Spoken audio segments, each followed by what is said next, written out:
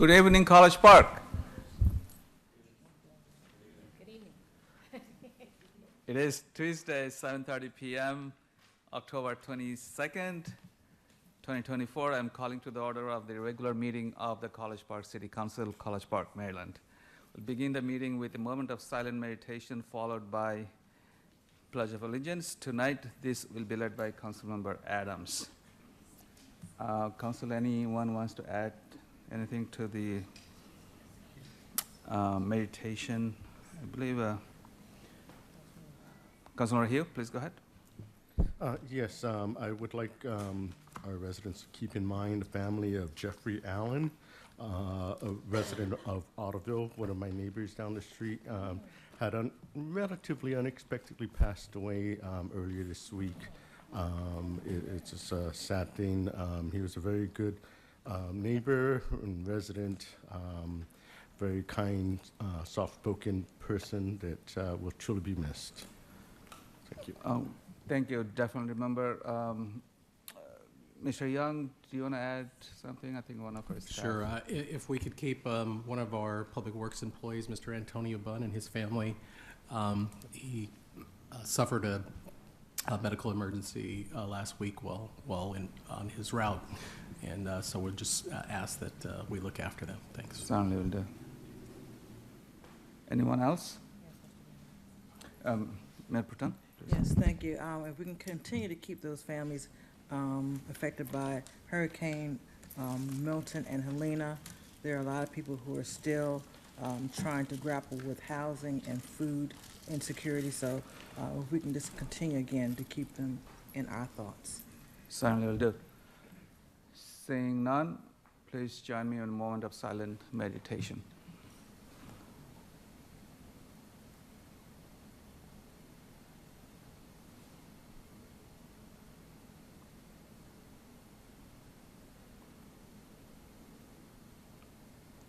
Councilmember Adams?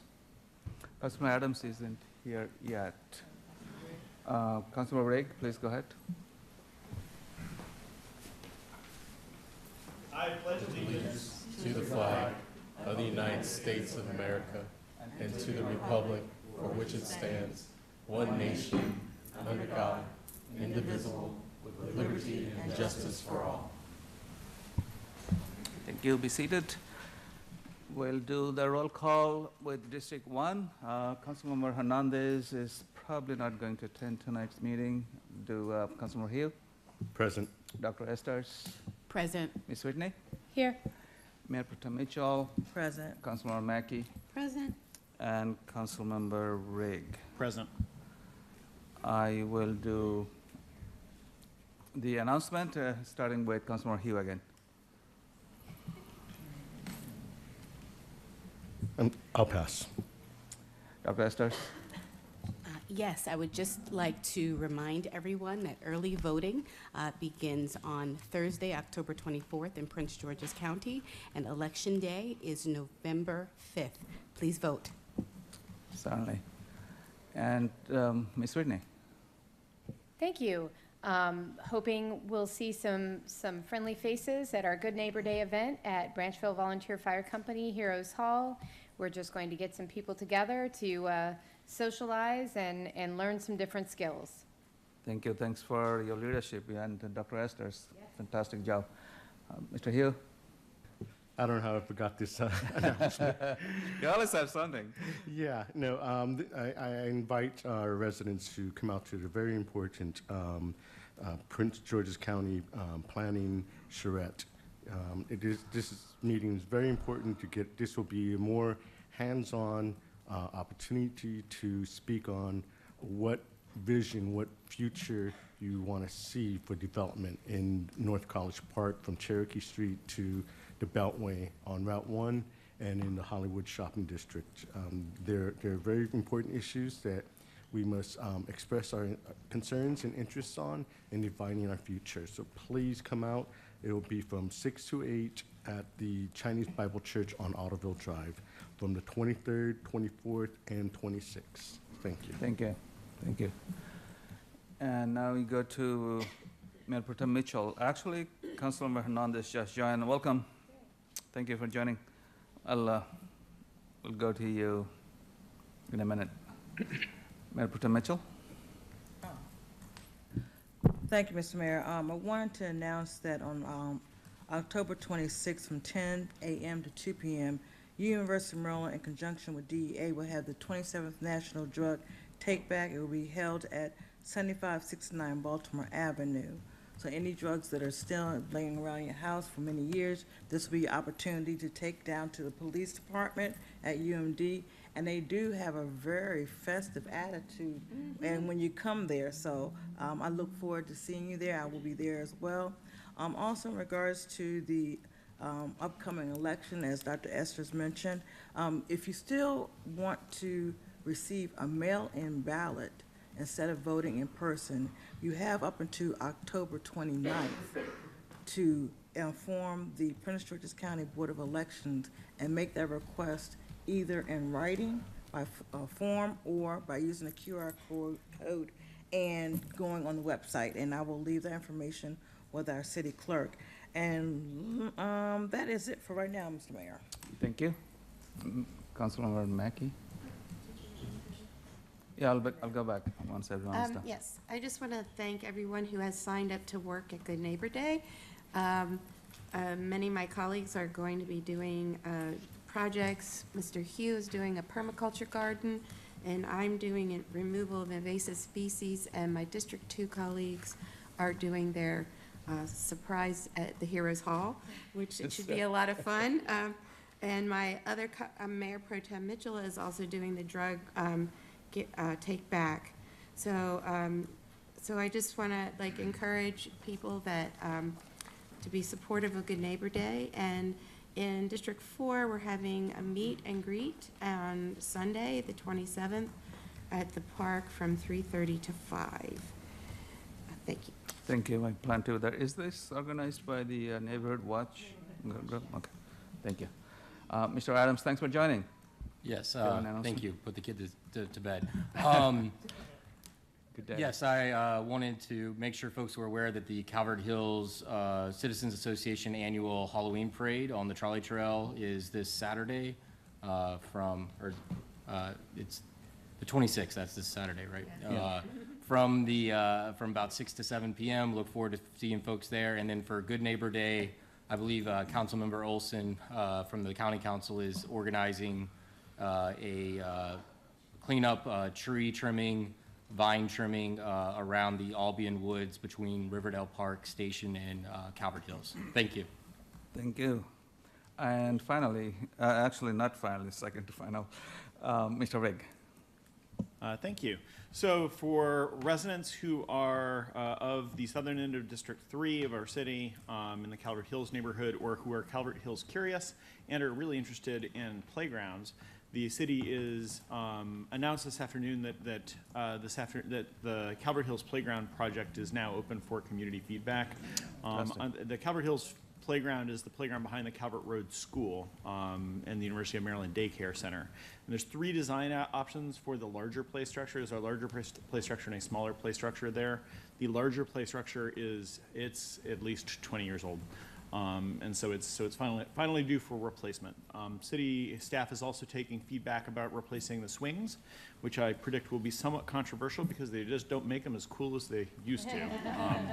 So in the past, the community has been reluctant to replace the swings, but perhaps this will promote some conversation about possible swing replacement as well. So that is now on the city's website. I will ask the assistant city manager to perhaps put the link to that in the chat for Zoom participants, and I'll send it around to the community association and to other Calvert Hills stakeholders to provide feedback. Thanks. Thank you. And now we go to Mr. Hernandez. Thanks for joining. Councilman Hernandez.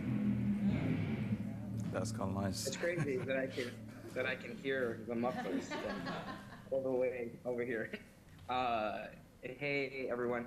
I hope everyone's doing well. I'm sure that my colleague, Councilmember Hugh, mentioned the Route 1 study. Just wanted to flag that each day is a little bit different than the previous one.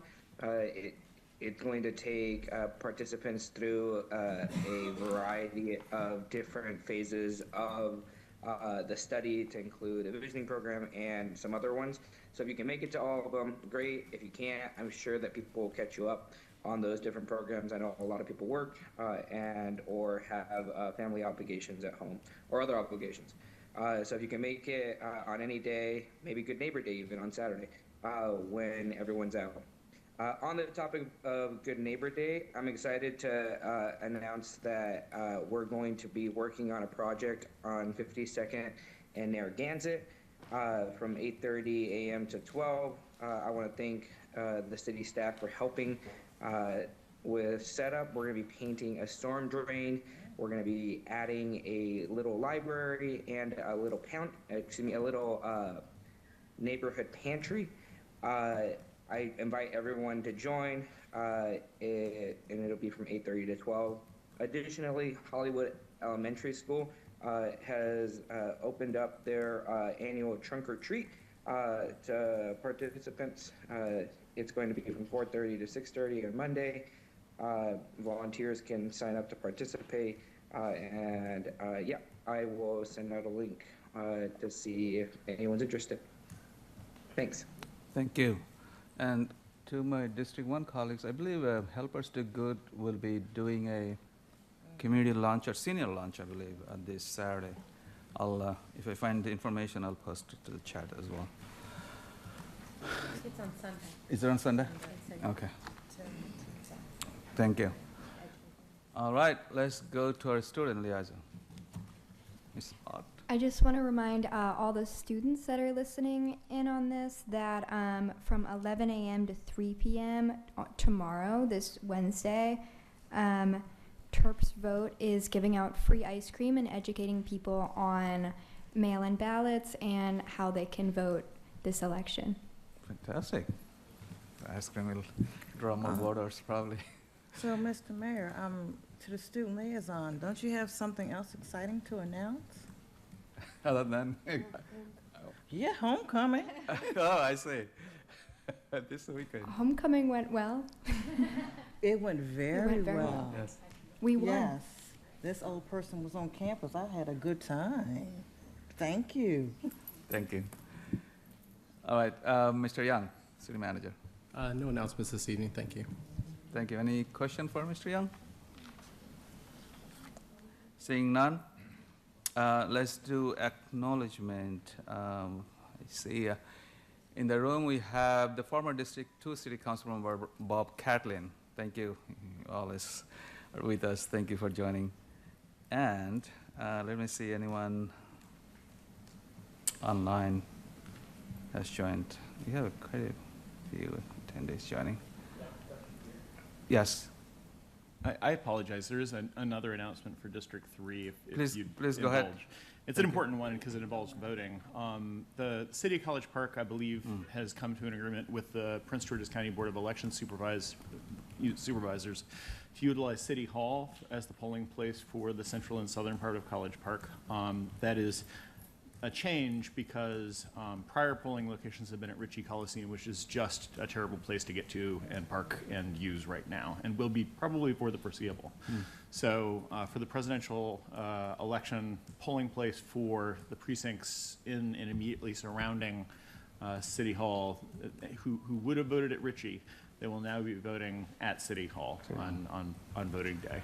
Mr. Young, anything that I mischaracterized or got wrong? Nope, right on. And thank you, staff, for putting together all the plan. I know it's not easy work, a lot of work. Thank you so much. We're still going to have the College Park Community Center as the polling place, right, in addition to the City Hall? As I understand it, yes. Yes, okay. All right. So let me see, is anybody else I need to acknowledge? I don't see. One, so we have 2 proclamations to make. The first one is very exciting, which is the 2024 Business of the Year proclamation to Northwest Chinese. So I'm going to go down to the podium to make the proclamation.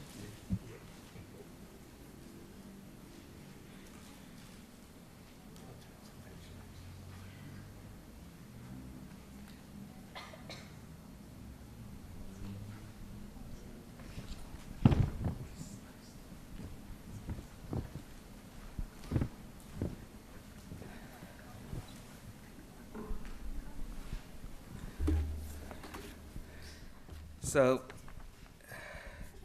we are so excited to give the 2024 Business of the College Park, City of College Park Business of the Year Award to Northwest Chinese Restaurant. This-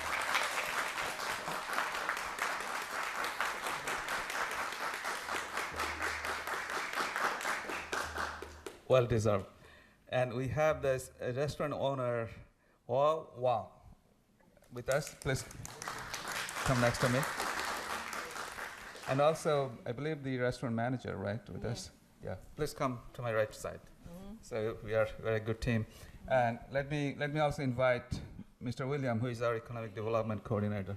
And he has been working so hard in bringing all the good businesses to the city. All right, so I have a proclamation to make, and then we'll do the award ceremony. So the proclamation reads as follows. The City of College Park Proclamation Business of the Year, whereas the City of College Park established the Business of the Year recognition program to show appreciation for the outstanding businesses. And whereas the City of College Park recognizes Northwest Chinese as the 2024 Business of the Year, and whereas Northwest Chinese were featured in Washingtonian's 100 Very Best Restaurants 2024 list, highlighting their inventive and flavorful dishes. Their efforts have helped make College Park a more vibrant and diverse place to live. Whereas Northwest Chinese maintained high ratings and positive reviews for their authentic, delicious Chinese cuisine, particularly their handmade noodles and unique dishes like the hot-oiled seared noodles. Whereas Northwest Chinese plans to expand with Li Chun Cafe, show their commitment to bringing more diverse flavors to the community, whereas Northwest Chinese has great community engagement. They actively participate in local events and festivals, such as the annual College Park Day Festival, fostering a sense of community. Whereas Northwest Chinese has great community engagement, they actively participate in local events and festivals. Sorry, I'm repeating again. Whereas Northwest Chinese cares deeply about the environment, offering only the freshest food and drinks with minimal carbon footprint. Despite their massive success, the restaurant keeps its operations small. Whereas Northwest Chinese owners heavily invested in the College Park community, they regularly host special occasions like the Maryland Day to attract new and returning customers. Now, therefore, be it proclaimed that the City of College Park of the City Council of the City of College Park hereby recognizes Northwest Chinese as the 2024 Business of the Year, proclaimed this 22nd day of October 2024, Fazil Kabir Mayor, City of College Park. Congratulations. Yeah, please give them one more big round of applause. And I want to thank also the selection committee members. I know many of my city council colleagues that they spend so much time in finding the right choice from so many different submissions. So thank you for your work, and thank you, Mr. Williams, for your work as well. So let's do the fun part now. The award. So how do you want to take the photo? Or that, yeah, with the council. I like that. So we'll be facing this way, right? Now,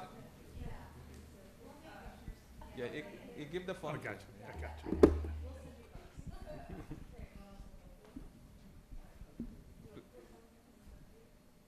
Should we be facing this way? Like that? Okay, come with me.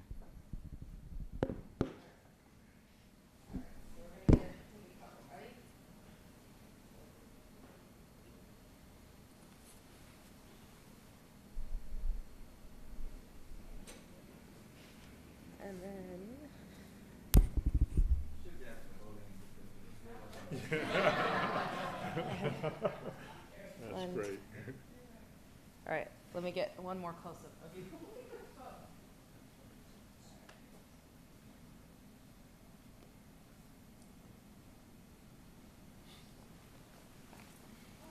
Thank you so much.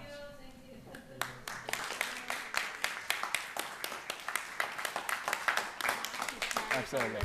Please go ahead. You have a few words to say? Okay, please go ahead.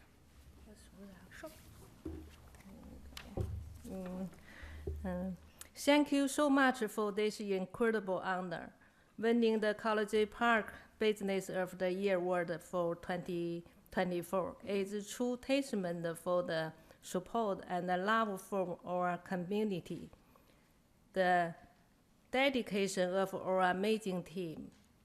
This recognition belongs to everyone who has been part of our journey. We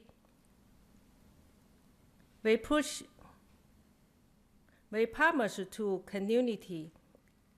continue to bring you the best dining experience and to remain the cherished part of this community. Here's so many more years of success and delicious memory. Thank you. Thank you so much. Thank you. Thank you. Thank you.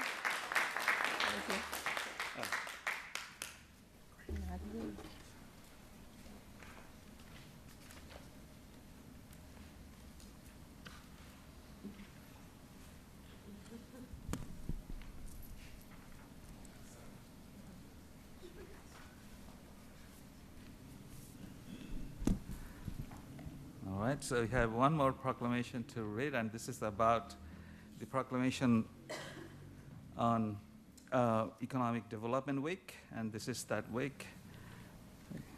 The proclamation reads as follows.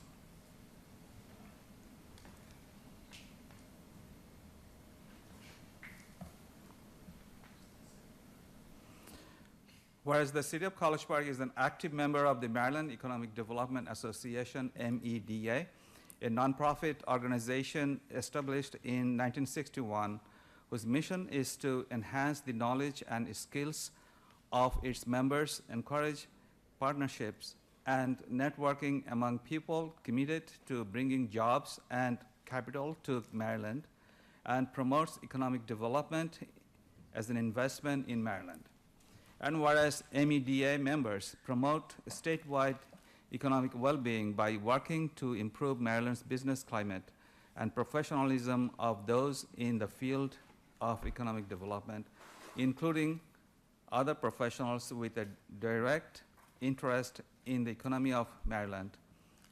Through its regular educational meetings, special programs, and community-driven projects, members address diverse issues.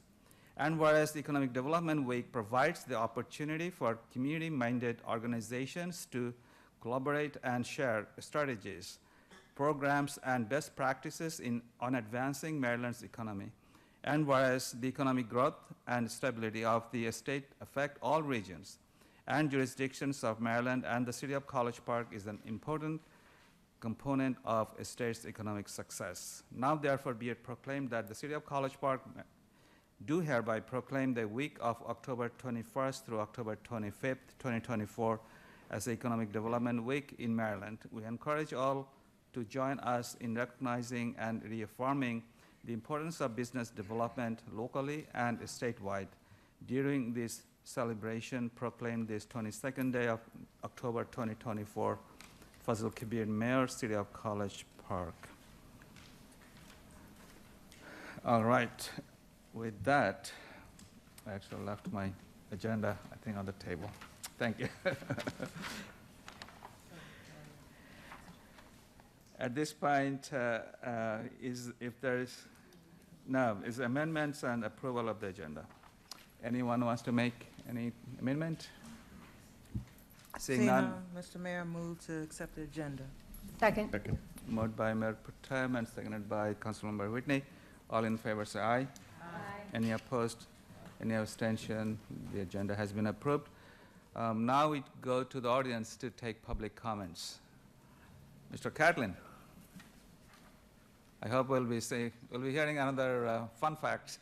Yes, no resident comments. Nice that you stuck with me for a couple of minutes. Although I will talk about the city council going back into the 1990s and early 2000s. So it might be of more interest to you than some things I might talk about later.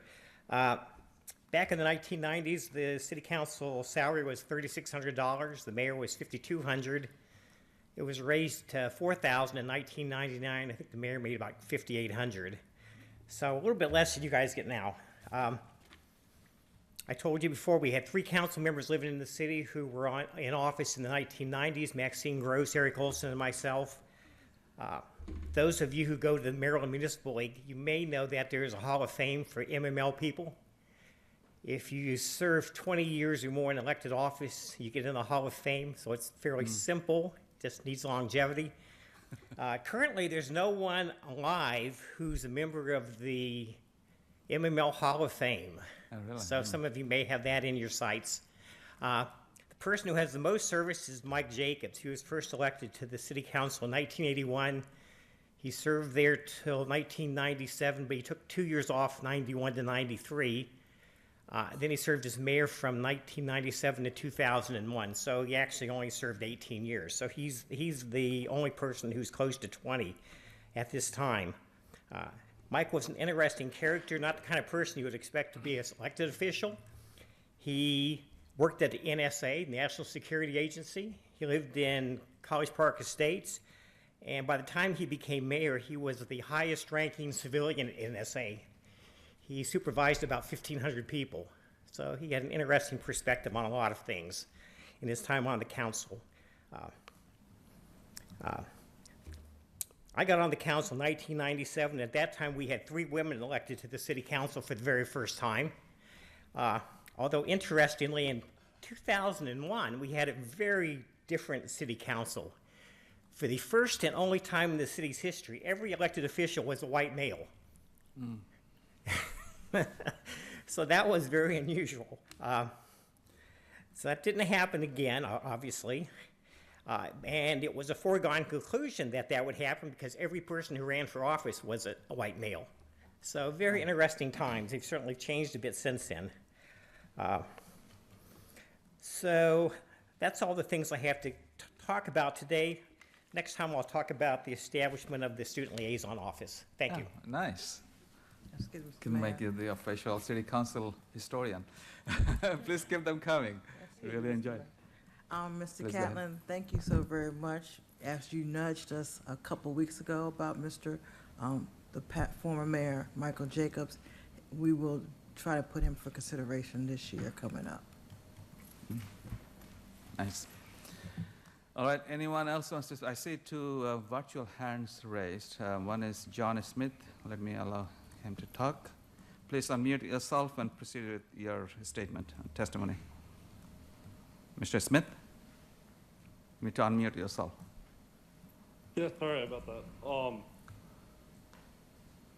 Can you hear me now? Yeah, we can. Please go ahead. I just have a few questions about the Economic Development Week. I was wondering, how does that affect the development of the younger social scene for the people in the mid-20s? For example, supporting the younger social out places like bars and the such. So this is the period we only take public comments, but these are good questions. So what I suggest, if you could please reach out to our staff, and we'll be definitely getting back to you, happy to get back to you with answers. Thank you. All right, let's go to Ms. Wilson, Lorraine Wilson. Yeah, you are unmuted. Please proceed with the testimony. Yeah, I think she had the same issue last week as well, and the week before as well. Sorry. Yeah, please post your questions in the chat. We'll be happy to answer or respond back to you. And we have Klobash. Okay, let me. Please go ahead, unmute yourself. Proceed. I am the asset manager for Hollywood Shopping Center on Rhode Island Avenue. Just want to give a statement and a shout out to the city of College Park and Mike Williams. It is amazing what you all do out here. We have plenty of shopping centers in Maryland, sprinkled throughout about 5 counties. And it's amazing at what you all do and how involved and how caring the city reps are. I did that last night. Oh, wait, I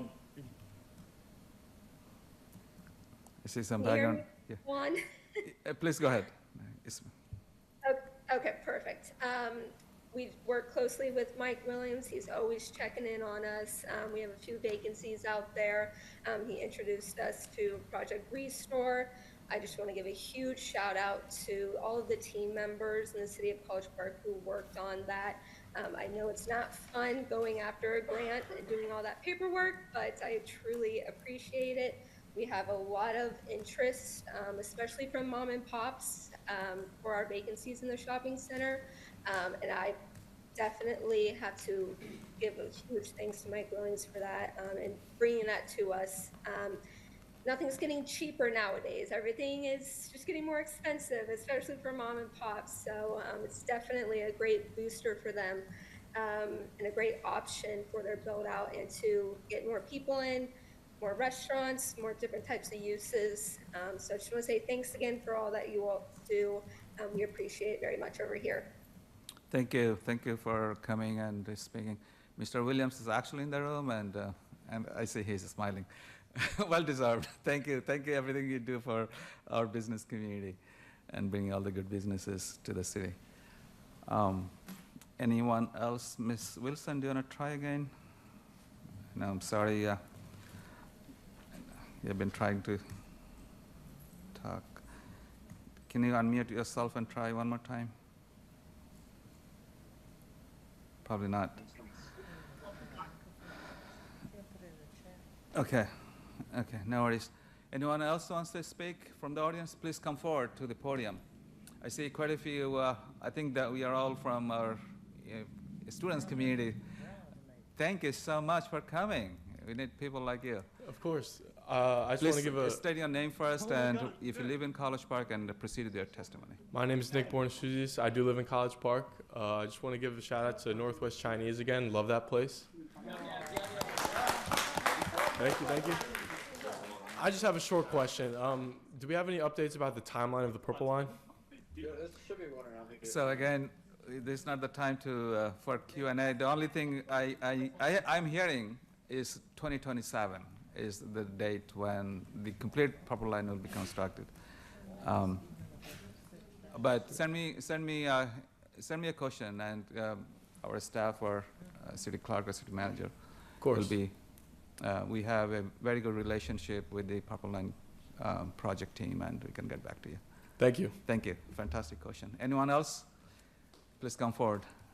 State your name. If you're a resident of College Park, proceed with the testimony. Right. Good evening, everybody. My name is David Varnado. I am not a resident of College Park. However, I am a native of College Park. I grew up in Lakeland, Alden Berkeley Homes. I'm returned home recently to join the College Park City University Partnership. I'm so happy to be back, see how everything works in the background.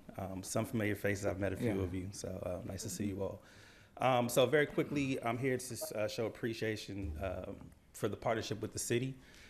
As far as with our home ownership program, our Live Work College Park program, we've been able to generate over $32 million in home sales and welcome 100 residents to College Park. So I just want to officially be on the record thanking the city for the partnership, and I'm looking forward to continuing that and doing some good work. And like I said, happy to be here and just see how everything goes and show my appreciation. Thank you. Thank you so much. And thank you for coming on board. Looking forward to working with you. All right. Anyone else wants to speak? Can I speak again? Who is that? This is John Smith. Do you have a follow-up question or comment, rather? I have a follow-up question on the good gentleman Nick Bornasuzi's question. I would also really like to know about the timeline of the Purple Line, and that's really important to me. Certainly. Certainly. Again, please be in touch with us with your email, and if you go to the website, you can find out Actually, on the chat, can staff post the email address that Mr. Smith can email us to? Thank you. Yeah, these are definitely good questions. Thank you. Seeing none. I see another. Please come forward. Please state your name. If you're a resident of College Park, proceed with testimony. Hello, yes, my name is William Sullivan. I'm a resident of College Park. My focus is in urban planning and development. I heard some questions about the Purple Line project. While I do not have any information particularly on the deadline, the construction in Leonardtown has been disrupting the Purple Line development. The vibrations have been setting tracks, cracking concrete. So if any students are concerned about the Purple Line, speak to your university about the development they're doing right next to it and the repair work that the state will now have to do on the Purple Line and those delays. I live right across from the Leonardtown development, so have been experiencing a lot of the disruption, but it is a cycle that students also need to speak towards the university, because I understand the city does not necessarily have enforcement jurisdiction on what the university does on their property. So it is definitely a community concern. Certainly. Thank you. Thank Yeah. you. It's a very valid concern. And thank you for your patience. I know it's been ongoing issues. The university has been constantly in touch with MDOT, Maryland Department of Transportation, on this project, and they're trying to fast track it as much as they can. So we're working together. Thank you. All right. Seeing none, now we go to presentation. We have two presentations. The first one is about the quarterly financial presentation, and this will be led by our Director of Finance, Mr. Gary Field. Mr. Fields, thank you for your work on it. I believe there is a presentation slide. Thank you. I'm going to first talk tonight, or this agenda tonight. This is the first time the monthly financial report is included as an informational report in the packet. That report is prepared by Leo Thomas, the Assistant Finance Director. It comes straight from our accounting system, and there's not a lot of room for leeway. I'm here to present the quarterly financial report. With that report, I can make some adjustments to that monthly report. But I had some questions from some council members, a couple of council members, and they primarily relate to the monthly financial report. Some of that you'll see in the quarterly, but just wanted to briefly address those. Council members Mackey and Whitney both asked the same question about the A&A tax and the hotel motel tax, when that comes in. That shows a zero for the quarter, and those taxes do not typically come in from the state until October and even November. A&A tax lags a little bit farther behind. Councilmember Whitney asked some questions about, regarding expenses, and I'm going to again highlight those quickly because the explanations kind of carry over to the quarterly report. But we've talked before, certain expenses are front-loaded. There's timing differences. They're paid up front, like insurances, and the most common one is our non-departmental expenses, where we pay liability insurance, and those show significantly higher than the 25% that some might expect at the end of a quarter.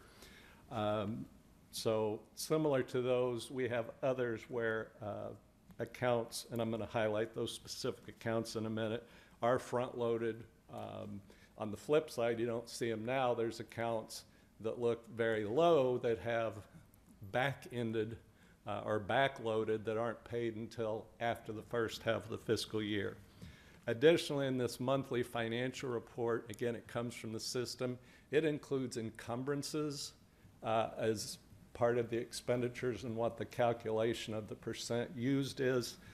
Encumbrances, as many of you know, they're not actual expenditures, but they represent purchase orders or other commitments to expend funds that will result in an expenditure in a future period.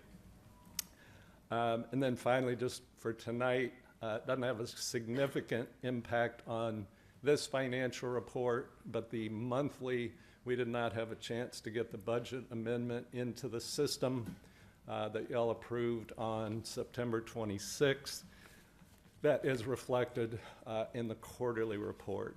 So just some of the specific expenses that she asked about that you won't necessarily see in my report, but mayor and council at 37%. That they're front-loaded expenses. You have the CP cut funding of $275,000. That's the budget. That's fully spent in July. The food service delivery grants of $100,000. Again, that's fully spent. We paid those out in July.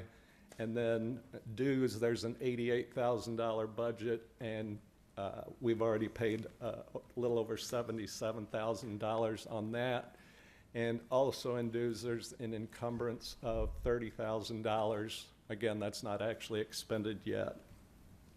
Fleet services at 44%. We have significant encumbrances for gasoline and oil, totaling $160,000 that aren't actual expenditures. If you take those out, fleet would only be at 18% spent. Parking garage, again, front-loaded expenses. You got repairs and maintenance. Total, it represents 32% of the budget is almost fully expended at 96%. Again, tending to skew that to the that expense to the higher percentage side. And then finally, turf and right-of-way maintenance at 45% of the budget. And again, contract mowing represents 84% of that budget, and we've already spent 25% in an actual expenditure, and then again, another 25% is shown as an encumbrance. So those are the details for the questions. Appreciate those questions. Very good questions. And if anyone has any more, please let me know. My quarterly report with that is going to be very quick. We've talked about the two admission amusement tax, hotel motel tax. Again, no concerns there. The first line there, real estate property tax, I put in an explanation in my monthly report that when we get monies in, that number will go higher. On October 10th, we got $6.5 million more in. So with that, we would be at $9 million, which would be 68% of real estate tax and 40% of total revenue rather than the 17% that you see. As a graphic percentage of revenue collected, again, it's already discussed. You see the benchmark there. And again, it's just that, a benchmark. There's no hard and fast rule that we spend 25% of the budget every 3 months. So it's just a measure to look at and compare to see where we are. On the expense side, I already discussed some of the detail there. I don't really have a whole lot more to highlight on that. There's really nothing there. Like I said, the interfund transfers there. Again, in the monthly report, those have not been entered yet. I have accrued those here to show that they have been transferred or should be transferred and are available for expenditure, so that's why that number is high. Looking at a little bit more detail of the budget, the 25% line, there's not much over. Again, I mentioned non-departmental. That one's highly front-loaded, so it shows way up, 63%, well over the line. The only other one that's a little bit above the city clerk budget, that's primarily due to payouts upon the retirement of the former city clerk. So that's my presentation. I'd be happy to try to answer any questions if you have. Thank you, and thank you to my council colleagues who sent the questions beforehand. And good job. Well, I see one hand raised. Mayor Pro Tem Mitchell, please go ahead. Thank you, Mr. Fields, for always giving us a very informative report. And my question deals with the hotel motel tax.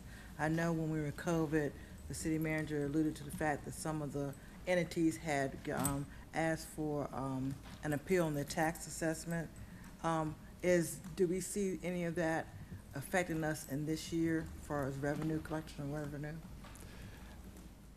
I don't believe there are any current or new ones, so it would just be the former ones that. carry over the lag from those couple that happened a couple of years ago. Okay, thank you. Thank you very much. Thank you. Anyone else? I don't see any. Seeing none, thank you so much. Thank you. And keep up the good work. All right, so we have the second and last presentation on the economic development. And this will be an interesting one. Yeah, it will be. Because I saw some pretty pictures. Charles, Mr. Williams. Thank you. And he's our Director of Economic Development. Please take it away. Is it possible to maximize the presentation on this screen? I know it's been on this screen. Any better? No, you're good. Okay. Thank you.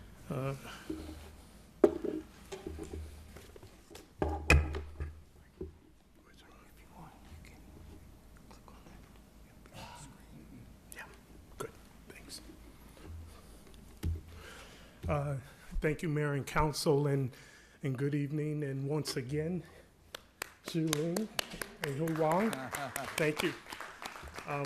We had a few committee meetings for Business of the Year, and so really thank you, and we enjoy your food. So before I get into really the hard knocks of my presentation, I wanted to send out a big congratulations to R.J. Bentley's. Last December, they celebrate their 44th anniversary, and so in a couple months, they'll be in year 45. Significantly, the owner, John Brown, has very deep economic development roots. He served as chairman of the Maryland Stadium Authority under then Governor Paris Glendening. And with that, he bought in Ravens football stadium, as well as a few other stadiums throughout the state. And most notably, on John's watch, the city got the Xfinity Comcast Center, which we so much count on the amusement revenues to come in. So a big thank you to John, and I look forward. Tomorrow we have our quarterly DCPMA meeting. Look forward to seeing them at Bentley's tomorrow morning. Okay, so economic development study we delivered that, a piece of my big accomplishment. With HR&A consultants, we basically interviewed and went around the country talking to different towns and cities about their methods. And then we focused in on like places, somewhat the size of College Park. What do you do? You're a university town. How do you get it done? We found out that we were saving a lot of money on things like public safety and doing, some smart things, but there were some other smart things that they were doing that we took note of. Won't go through this list verbatim, but agent in place was a huge recommendation that came out of the work that we did. The Legacy Merchant Program is one where some towns have merchants who've been there 5 years or more, and during the trough season or the off season where the university or schools are on break, these merchants may experience a downtick in retail activity. And so there's some legacy programs in place to kind of help them address those dry periods. Acquisition fund, several times this year and since my tenure, I've been approached by several people about maybe the city should buy this piece of property or buy this home or buy this commercial business.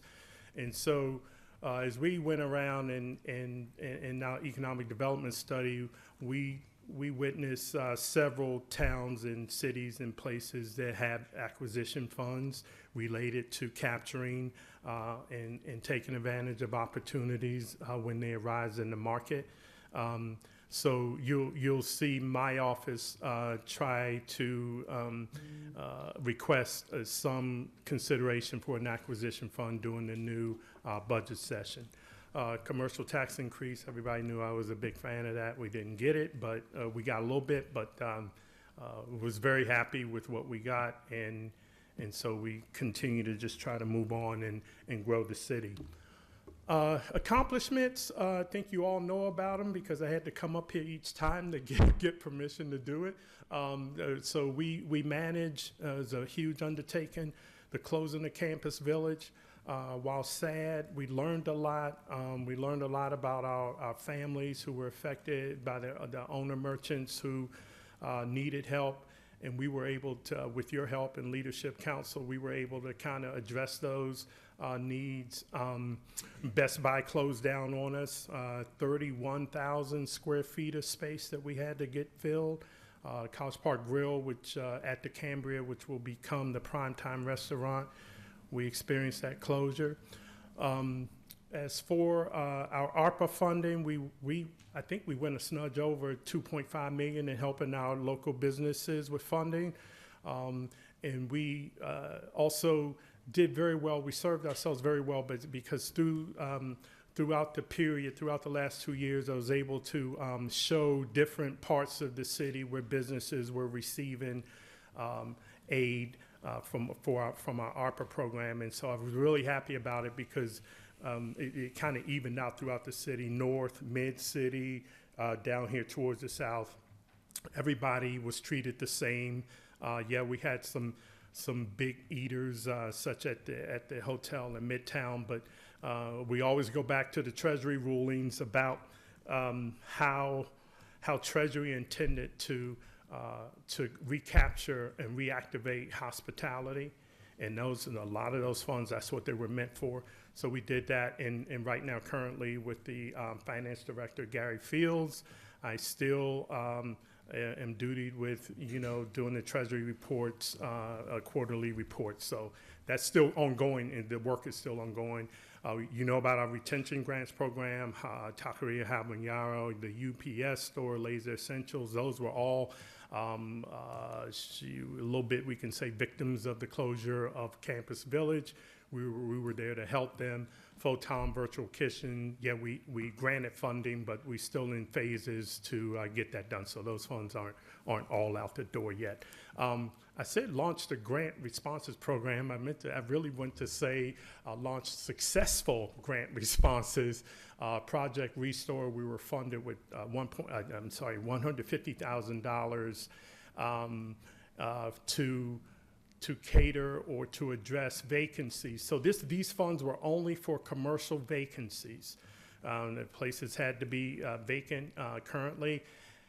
And we identified 3 in the Hollywood Shopping Center. There were 2 downtown, and I would say just 1 here right in City Hall in our retail plaza that we identified as being places that we would like to help. And so for Project Restore, we are now testing the portal site because there's a lot of sensitive information that has to come through that site.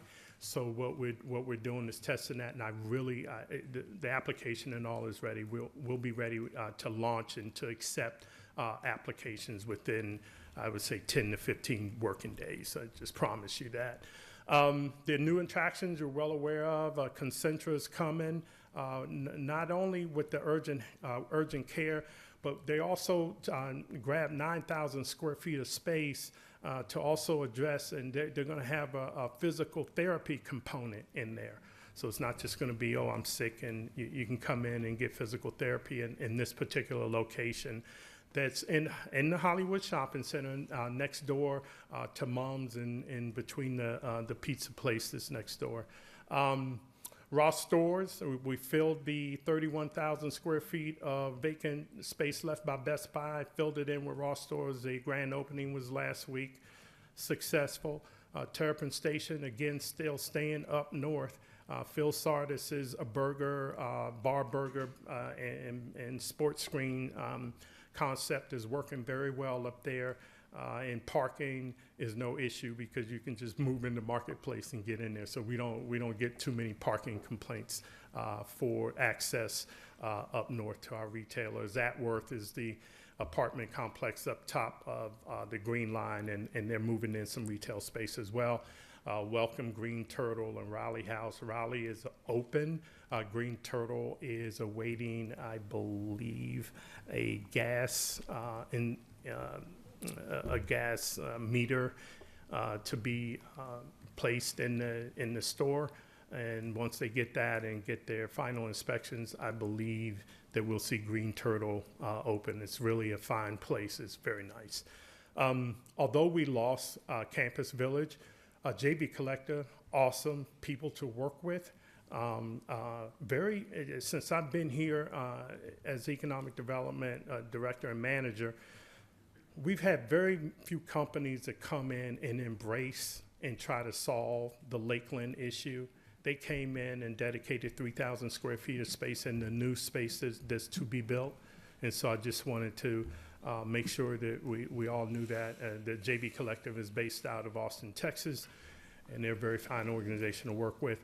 Our new service organization, again, going back up to Phil Sardis's burger concept, as well as the College Park Diner, Food from Maryland. It's huge. They're delivering meals throughout Montgomery County, Prince George's County, and a little bit here in College Park.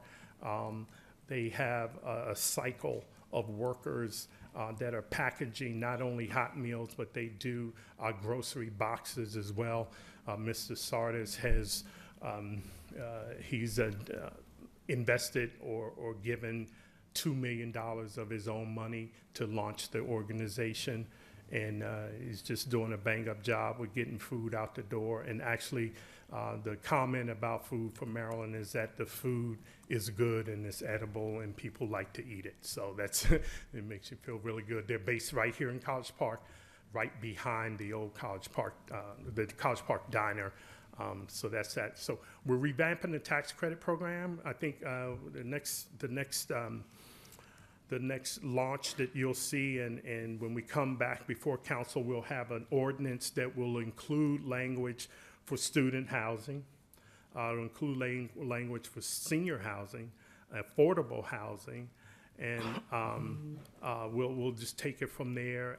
We're really happy with kind of being able to slow the program down and catch up with what we were doing, and now council will have an opportunity to kind of shape the program and make sure that it's doing the things that you want to see done for the future of College Park. We'll add at the clerk's office for our tax credit program. We already have one of the members of the clerk staff that is a certified tax credit analyst, and so now we wanted to do that, and I pushed for that because we wanted to keep up with the conversation. One of the things that I've reviewed in all of the documents and the tax credit deals that were done before I got here was that we were kind of relying on other things and other people to kind of tell us what to do. But this way, the tax credit, you only learn it the more you do it. So, but this way, as we keep up with the conversation, I feel confident with that. Permitting and regulatory autonomy. So what happens there is that we're trying to approach the county and some of the other officials there, the independent agencies, about perhaps sharing a little bit of the permitting and licensing aspect, because our homeowners, we feel we could serve them better and faster. If you want to put a roof up, if you want to put a fence on your yard or whatever, we can do that. For the businesses, we need to be able to say, hey, in 60 days or 90 days, you'll be open. Right now, we still have some businesses, there's one up north that waited 1 year for a permit. So that's not to throw shade at our partners at DPI, because they really are our partners. We've been doing a lot of good work with them. I was on the board, a committee that was appointed by the county executive for entitlement and licensing. And so when that group wrapped up and made its recommendations to the county executive for things throughout the county, I advocated strongly for College Park to have some autonomy, and I'm still doing that. So it's a work in progress, but we feel real good about it. As far as potential acquisitions are concerned, Stone Straw and Moose Lodge, love them. We've been there. We spent a lot of time with it. We just felt like we did not have the funds nor the instruction really to continue to pursue it and invest the time that would be needed. There are a lot of things that you'd have to study with some of the land that's surrounding each one of these properties. So it was time to push back from that. DCPMA, we have some new maps. I think there was a mistake made on the playground portion of the map, but moreover, the map shows a lot of new new venues and the new stores and merchants that are here downtown. So we're excited about that. The correction on the playgrounds is the locations are properly spotted on the map. We just need to make sure the color code and icons are matching, and so we'll do that. CollegePark.life is doing super, a lot of hits, and a lot of information on there. I've always, when I get calls from the students, from the university student, the journalism students, I encourage them to check out the .life website. There's so much information in there that could be used there. A notable transaction for me and was really close to me was the St. Andrew's Rectory. Miss Barber and Angie Burns of the senior program really helped us get this thing going. Robert Marcelli was big when making it happen. And most of all, I want to extend a very warm thank you to the senior warden of the church, Mary Marshall Levy. I spoke to her last week. Just really, it was great to be able to negotiate with her and feel like we wanted to be partners. A notable transaction here is one, and I put it here because it has some big relevance here. So Richard Patterson sold the Honda dealership, the other dealerships, the Nissan, all that land that was about 3.25 acres of property, real estate prime property right on Route 1. When we go back through and you talk to Commerce, the Maryland State Department of Commerce, and you say, wow, so we had $600 million in sales last year. Well, man, that's a lot of beer at Bentley's. What happened? So we find out that the retail sales include those big ticket items such as cars. And so Mr. Patterson owned the property for several years, and the dealerships, they went national. And this group, I believe, is based, the Group 1 as well as the group that's doing the auto operations are based in Houston, Texas. We know that College Park Towers, the condominiums were brought out to bring in more student housing up on Knox Road there. So that's a good one, and just wanted to note those things. Here, won't bore you too much. There were some commercial transactions that were of note through the year. On the right side there are some, I was just really trying to depict for the city what we are, and then the land and property that the university owns is in the burnt orange or brown color. And it just kind of gives you a good picture of what's ours and what we're trying to service and how we're trying to make our way around 5.9 square miles. So that's what it looks like. And it's nothing more than just to kind of show that. I don't see that many times. I see a lot of maps, but not that one where you can really say, whoa, okay, that's them and this is us. So wanted to have you have that. Ran a few transactions for 2023, 2024. This is all for 20740. And these are for fee simple transactions, meaning just a simple transaction, you buy, I sell, so it's no trust funds, no corporations, it's just family-owned stuff. They do include condominiums and row homes and the like, so just wanted to kind of share that with you. This, again, is nothing more than a bar graph of what you just saw. some figures there for you just to take a look at. The figures, we kind of stay in that $400 to high $400,000 range. There are some that kind of kicked over, like the high fives to 600. Not many. Sounds funny, but I still think College Park is affordable when you talk about the DMV metro area. So just wanted to offer that to you. I think, and this is just a running tab of what you just saw. This is just a column. One of the things we're going to do, and I'll share with you later at some time down the road, is we'll try to get a little granular and give you the maybe a few neighborhood breakouts. So we'll keep going on that. We got the new businesses. You've seen them all. I think everybody's open, but on that list, everyone's open, but for Concentra. And I think we'll hear some good news about them doing grand openings very soon. Business system programs, we know about ARPA, facade business improvement grants. I really thank you for putting in, we boosted that budget a little bit for facade improvement grants. What we're finding is that the businesses are now not so much, just all signs. There's some interior improvements going on to businesses that are very needy. And so we'll talk about that a little bit during the budget process. I'll bring forth maybe some more ideas about how do we get more money out for more things other than signage. And when I came in, it was facade and business improvement. I'll probably focus a little bit more on business improvement.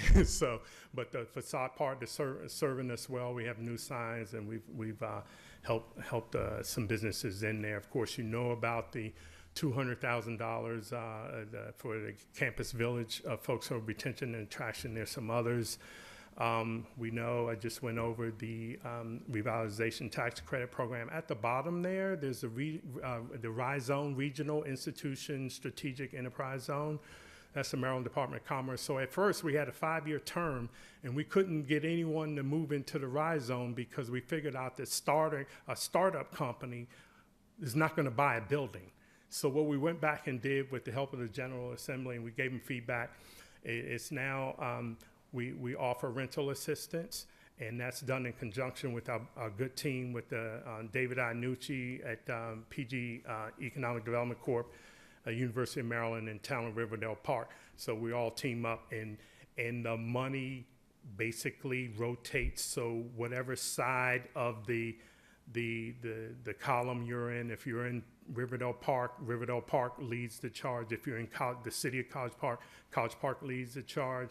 If it's something in university, maybe they lead the charge. But that's it.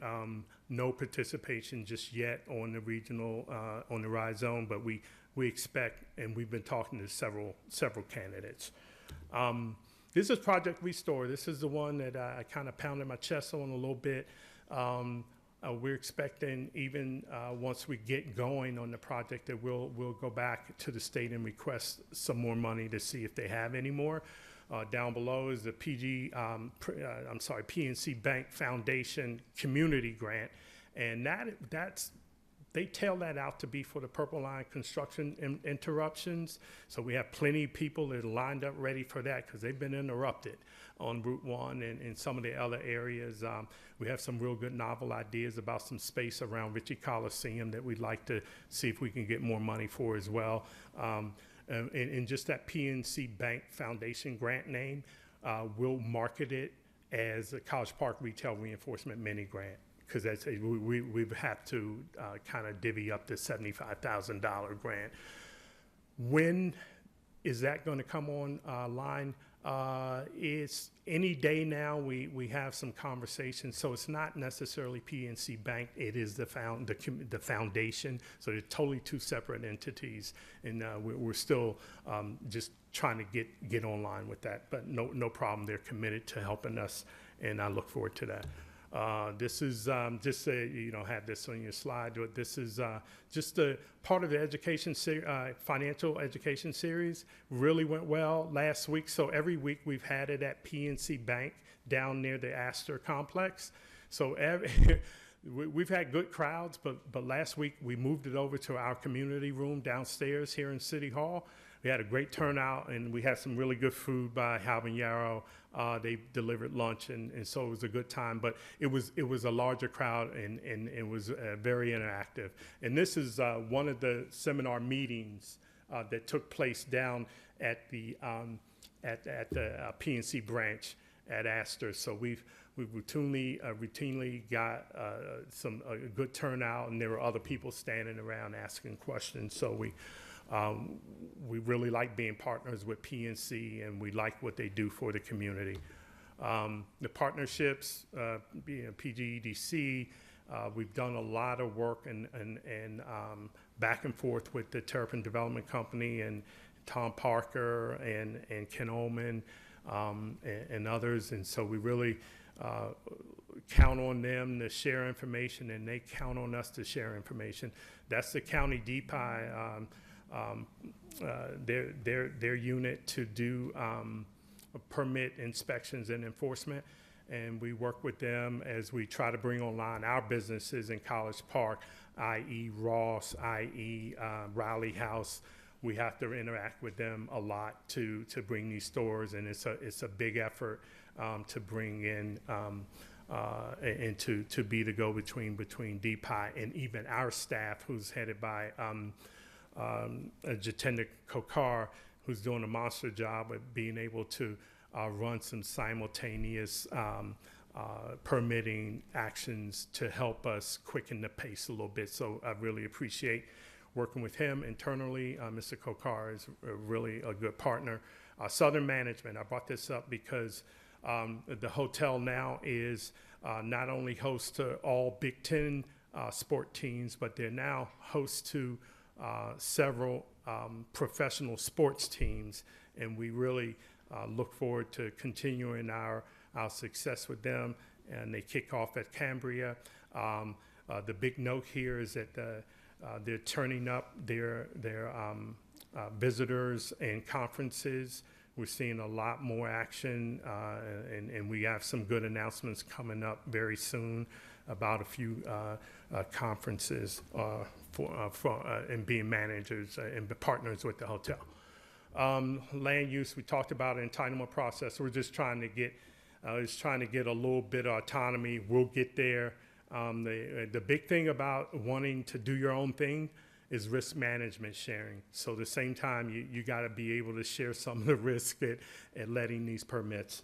And then the property taxes, I'll get through this as fast as possible. I just wanted to bring to your attention that we do monitor these principal taxpayers.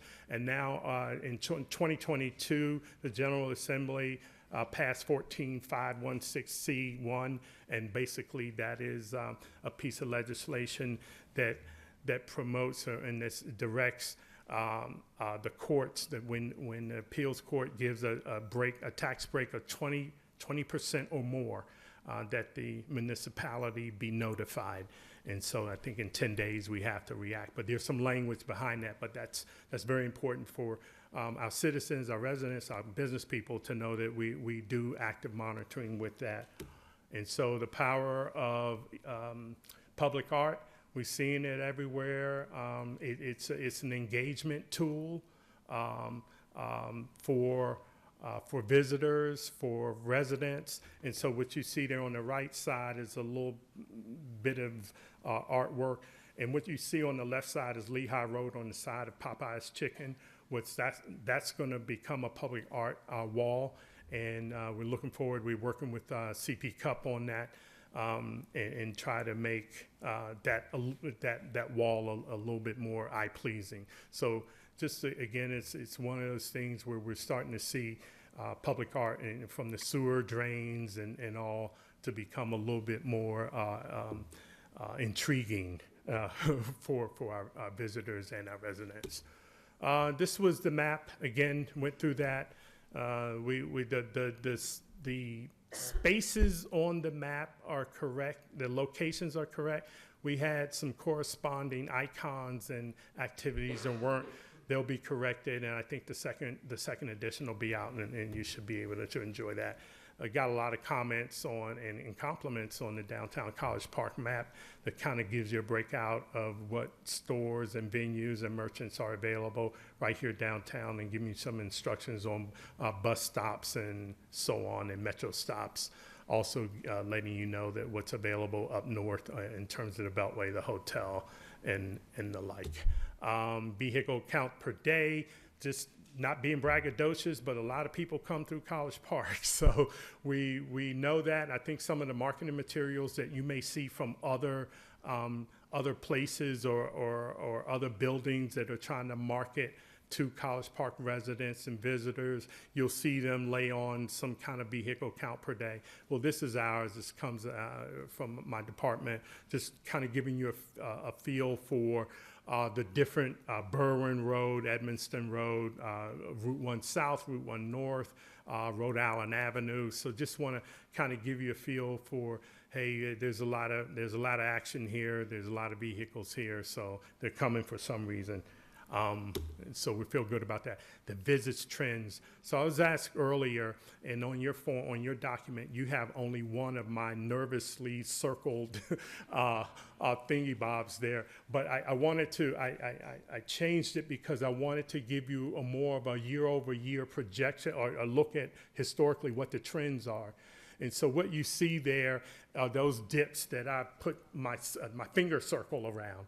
And that gives you some analysis and some data on how after graduation, pretty much after spring, at spring, that dip occurs. And so what the feedback I'm getting from our merchants and our businesses is, hey, this is soft during this time. Well, we all expect that, but the struggle really is that it takes a long time for them to get up and recapture their businesses, even though you see the line go up again. It takes a while to kind of get to dust yourself off and get going again as a business, because you're still paying salary staff from the soft period of time. So I just wanted to share that with you, and I'll be sharing it again to hopefully give us something to talk about when we talk about funding a legacy program, where we can maybe look at helping and assisting and gathering some tools to address this for College Park-based businesses. Our challenges is that trough that I just mentioned. The business disruptions are caused by the Purple Line. I get calls about it pretty much every day. Hollywood, the retail attraction, is a very big challenge for me, and I'm taking it on.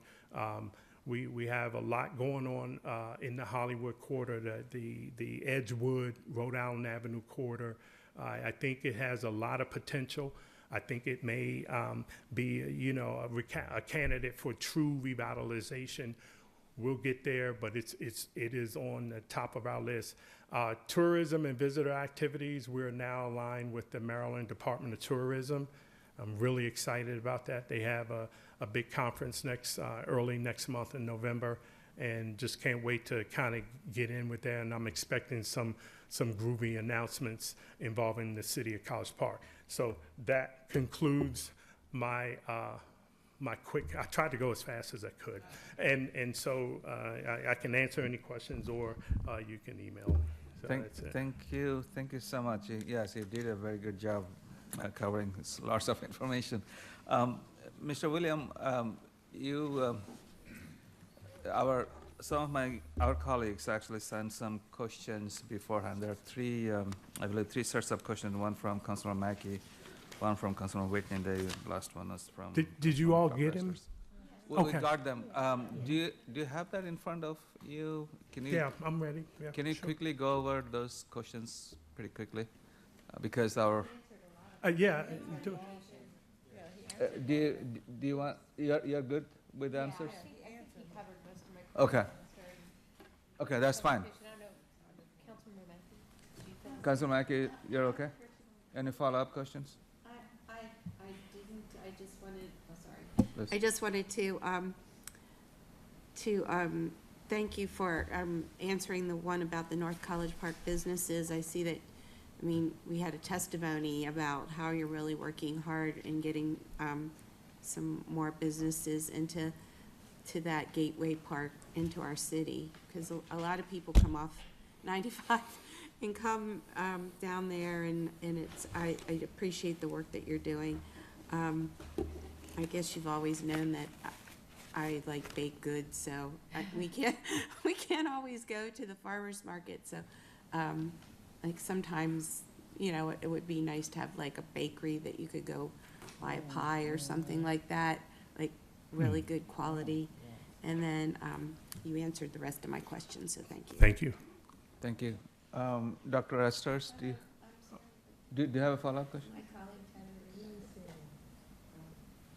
You're done with your question? I'm done. Okay, I'm coming to Mayor Pro Tem, but Dr. Esters, do you have any follow-up? Okay, thank you. Mayor Pro Tem, please go ahead. I love the team spirit tonight. I love it. Thank you, Mr. Mayor. Mr. Williams, I just want to say kudos to you for doing a dynamic job over the past 2.5, 3 years. You can really feel the synergy about the placement, intentional placement of a lot of the entities that have come into the City of College Park and the foot traffic. So I want to say that, especially this past weekend. A lot of people were just excited. They said grill marks, Iron Rooster, Green Turtle. I mean, you just don't know. I know the mayor has put the announcement of certain stores on his Facebook page, like I have too.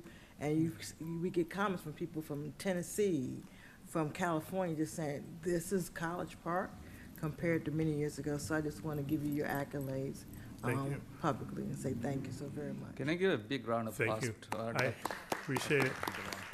Not without your support, so thank you. You don't have. Can I ask you a question? One thing that Jacob. I don't think was specifically said during your comment that I did ask about, and you answered for me already, but if you could just answer for everybody. When do you think prime time will be open? I'm sure people are eager to see those doors open. Yeah, we all are. We're hopeful because there are some still permitting issues that we're hopeful Christmas.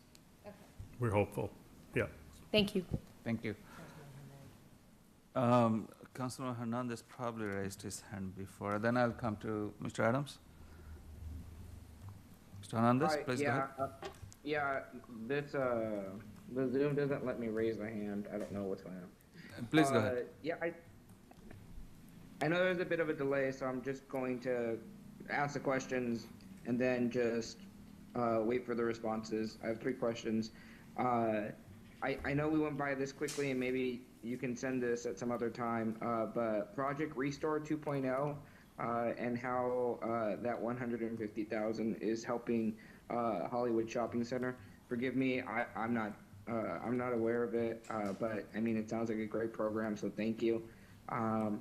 During the Route 1 commercial studies, where we're having a lot of questions about what sort of businesses we want in the Route 1 corridor to include the Hollywood commercial districts. Would welcome your feedback and thoughts to the study. It's going to help inform the zoning for the future portions of that part of the city. And I really do. I want to take just a moment in the middle here to thank you, Director Williams, for the hard work that you've been doing. I mean, it's a wide range, and I know your office bench isn't quite deep. So please let us know, in the years coming up, like what we can do to help reinforce this incredible work that you're doing. And I also wanted to just publicly request or just express my interest in trying to get some of the economic power of public art to be implemented somewhere in the northern part of the city. I think that there's a lot of room and opportunities to be able to do that. I love how it was presented, and we obviously see a whole bunch of that in many of the storm drains, but would certainly welcome it on some of those buildings that are just in need of some tender loving care. Can I? Thank you, please go. Thank you, Mr. Hernandez. I will send you an email to attack each one of those questions that you asked, and starting with Project Restore. I'd like to kind of, actually, I will include Mr. Hugh with it and let you know of how the funding is going to kind of trickle down and what we're thinking about the Hollywood thing. So I'll be sure to address your other questions as well. Thank you. Thank you so much. Yeah, Appreciate it. It's an interesting program, and I don't think many of us haven't heard this. Thank you so much for working on it. And Thank you. and if there is an opportunity you could promote this program, that would be fantastic. Sure. Please do share with us. Mr. Adams. Yes, just, thank you so much for the presentation. I thought it highlighted many different things. Interested to hear more about the active monitoring of property tax appeals and how that, might be considered in this spring time period when the next round of property tax assessments goes through.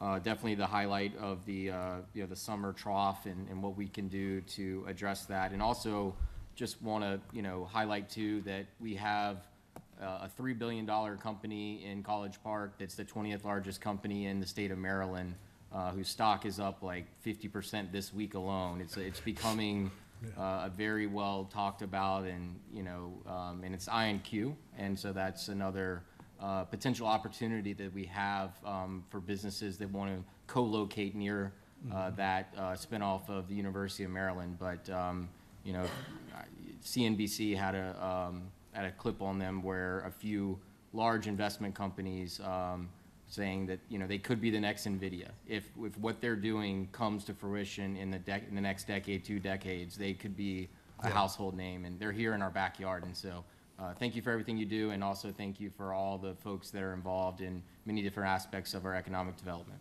Thank you. Mr. Adams, real fast, I thought, we put on the front of the presentation Quantum Capital. So, yeah, we're ready to go. It's a wonderful opportunity, but I guess you can't give advice. You cannot give investment advice. So. Certainly. There you go. Thank you. Title. Thank you. So that's all we have. Ms. Ott, do you have? Oh, yeah. Hi. Hi, I apologize if I missed this when I stepped out, but in reference to the economic power of art, how much does it cost to put up a mural, and how many could we feasibly put up throughout College Park? So it's an opportunity. So the public art being, most of it is still going to be on private property. So it's an agreement between the city and the owners to, hey, let's try to take away some blight here. And so what we have done is engage with some of our very, very local College Park artists to come up, and a lot of this artwork is done digitally. And so that means it's a little more affordable than you get in a big room and start painting all over the place. So just give us a call. I work the art space with our planning director, Miriam Bader. We'd be more than happy to kind of tie your students or anybody. And by the way, by now, we're working with a group of UMD students on some of the projects that we have. So, yeah, but anybody else please email. Fantastic. Thank you. Thank you. Thank you so much for offering help. Dr. Esther. Mr. Williams, thank you for that. But Ms. Ott's question was about cost and how many murals we have. I'm sorry, I thought I spoke to cost when I said it was digital. So there's probably, I can't speak to the dollar amount, but you're not going to get to touch cost until you find out how big or how large the mural, the art, the piece of work is, and then you again, more than likely you're going to be dealing digitally first. We do know that the one that is over at the and it's going to go on the side of Popeye's Chicken, that has a cost related to it because the artist is actually in the phase of actually putting the paint and the project and the pieces together. This particular project, the owner did not want the brick to be painted, so we're fixing certain material to the brick, but not painting it. So again, to answer your question directly, the cost will vary. And the best way to kind of get into it is to give us a call. And if it's what we're finding is more artists really do want to do the digital piece first, because it's kind of like you're not risking much in terms of cost, and then you can get into, you can grow into something else a little more costly. Is that good enough? Okay, thank you. Mayor, Thank if you. I could add to help answer Ms. Ott's question a little bit, we do also have the public arts grants that we acquire through any developments that move forward, and those are approximately about $15,000 match that the city puts up with the developers of individual projects as they move forward through our process for approval, and so that's how some of that art also comes about. These are part of the Declaration of Covenant, correct? DSC, sounding. Yeah. Thank you. Thank I you. think that's all we have. Thank Thank you. you. Thank Thanks you again. again. Keep up the good work. Looking forward to seeing more good stuff coming. All right.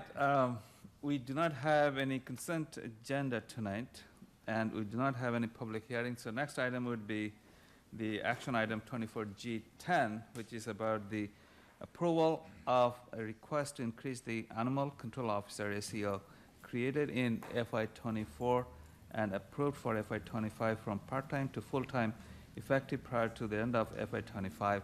And this will be led by Mr. Miller and will be our Animal Control Officer. Yes. Thank you, Mr. Mayor and members of council. Thank you. I know this item was listed as our Public Services Director, Mr. Kokar. Last week, management of the Animal Control Division was turned over to me. So Congratulations. I hope you will bear with me, because this is a little bit, play on words, different animal from what I'm used to with parking, even though I did do animal control many, many years ago for College Park on a part-time basis. So I did ask our senior ACO, Animal Control Officer Rebecca Bailey, to join me tonight in the event that there's some questions council may have that I might not be able to answer for you. So wanted to go over a little bit of the background justification for this. Going back to fiscal year 23, animal welfare budget saw an increase of approximately 60%, and that was in response to the overtime and call increases following the COVID-19 pandemic. FY23 budget was exceeded by $1,654, which was an 82.7% average overage, rather. And then, of course, the fiscal 24 budget was exceeded again by an overage, not quite as much, 20.45% overage. Some of the issues that animal control did see since the end of the COVID-19 pandemic, pet surrenders and intake of animals have been increasing year by year in the shelters, not just here in College Park, but throughout other jurisdictions and counties. And calendar year 2023, for example, animal control officers responded to 266 calls for service. And halfway through the 24 calendar year, this calendar year, they've already had 157 calls for service that have been addressed and handled. And these are consistently increasing. So the coverage hours for staff all this time has remained the same. It's been the one full-time officer, Ms. Bailey, that has been addressing this. I do know that in FY23, it was approved for the part-time officer's position, which is currently staffed by Mr. Granados, Jose Granados, who is our part-time officer. And that's what brings us to tonight. We are looking for council approval of a request to increase the current part-time position from a half FTE to a full 1.0 FTE before the end of the current fiscal year we're in. This would bring us to two full-time officers, would increase the 6-day coverage a week, Monday through Saturday. It would also add an additional 416 hours of coverage to the city's animal control program. more importantly, it also frees up, and Ms. Bailey can probably speak a little bit more to this if she likes.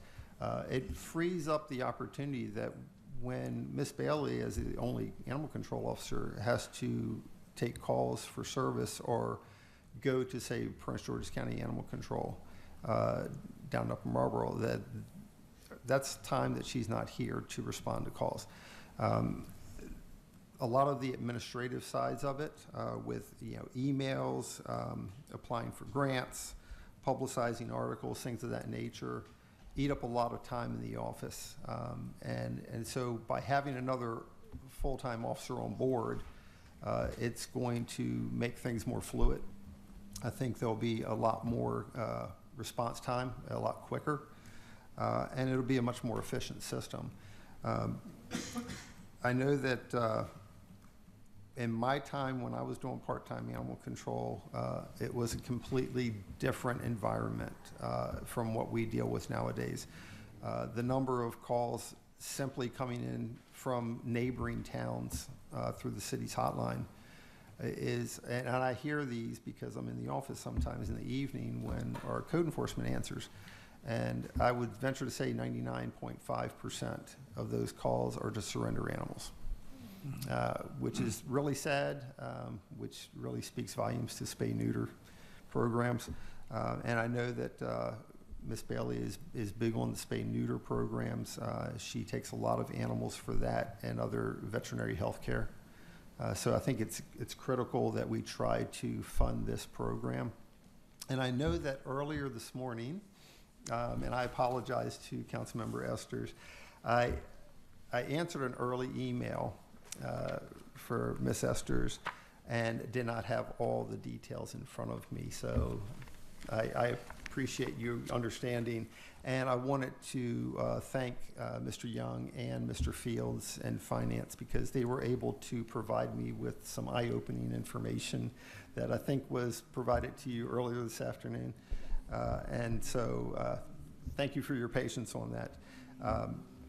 The funding, the questions that was asked by Councilmember Esters was the budgeting of the full-time position from part to full-time and where the supporting funds would come from for not only that, but also for the second animal control van that would be needed in order to make this work.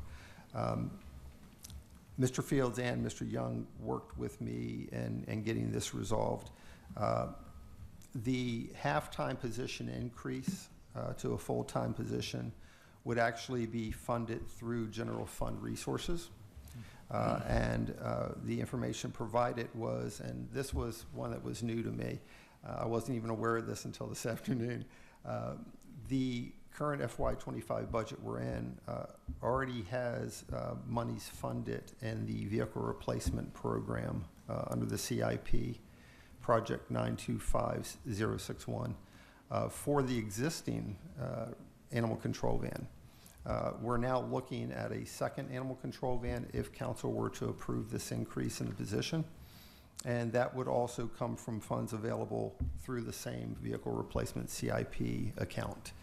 And Mr. Young, I believe, had gotten the information from Mr. Fields that that is a doable thing. So with that said, I will, if you don't have anything to add, Ms. Bailey. No, unless there's questions. Okay, yeah, Sorry. yeah, that's all right. Not unless there's questions. I did realize I didn't put in this report that I had added about being able to provide more programs. I will note that the Animal Welfare Department of College Park, we did apply for with the Department of Agriculture for a low-cost spay-neuter grant, and this would provide spay-neuters for low-income residents in the City of College Park area, specifically 20740, and we were able to be approved for that. So, thank you. So we will receive $5,000 from the state of Maryland, and this extra staffing would definitely help with being able to create and enforce this program so that residents that are in poverty, low income can get that free spay.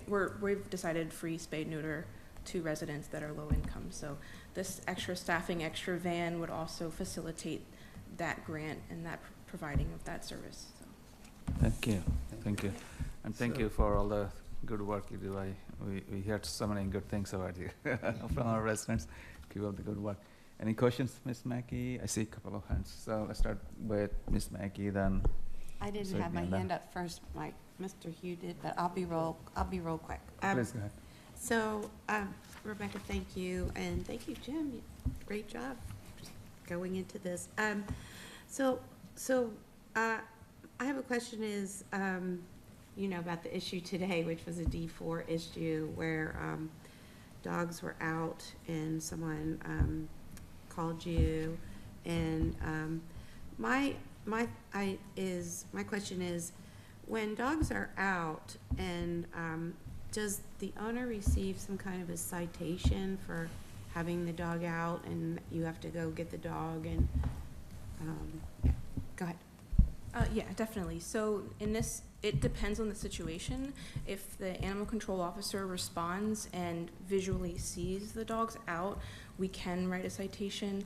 If we know that it has occurred, but we did not witness it happening, they get a warning or notice of violation letter in the mail.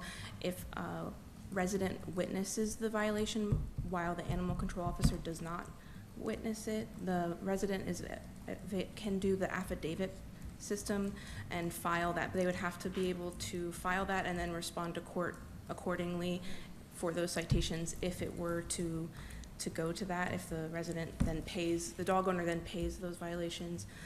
So any question of whether we will always respond to a complaint if we are able to know where the dogs lived.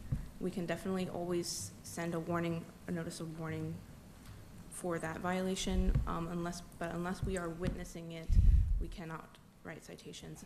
And unless a resident is willing to do the affidavit, then they wouldn't have a citation be able to be attached. But we always respond to a complaint of it happening at least. So even if we can't witness the violation. When you say dog is out, means dog without a leash, right? I would assume yes. It's, just a dog out without a person. So, we've had a couple of those issues in D4, and I'm sure my colleagues have had them in their district. So we do Monday through Saturday. So on Sunday, do we get any kind of support from the PG County? All of the off hours are covered by Prince George's County Animal Services, so they're supposed to be willing and respond to calls when they come in the hours, and we are always making them aware of the times. If they change from they're aware of our normal schedule. If there are any changes in that, say if I was not able to come in on a certain day, they're always notified to know that they should be available.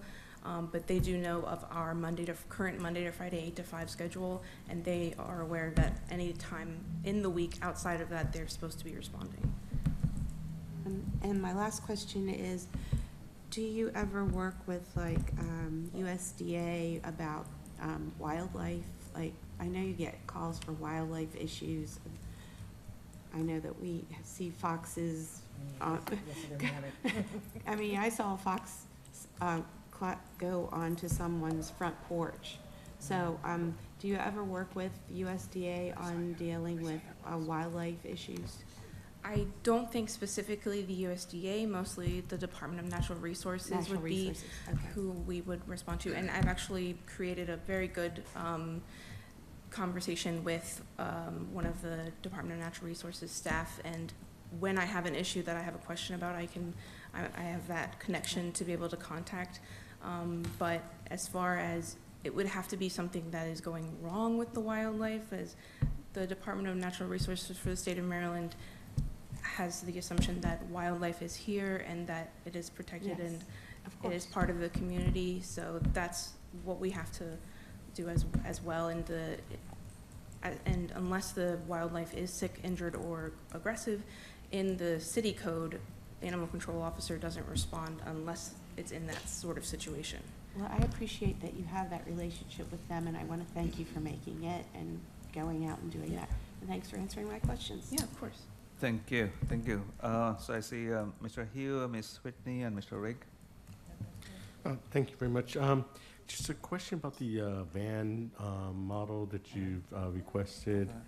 From my understanding, there are challenges you face when you try to do your annual, or maybe more than annual, chip and rabies shots.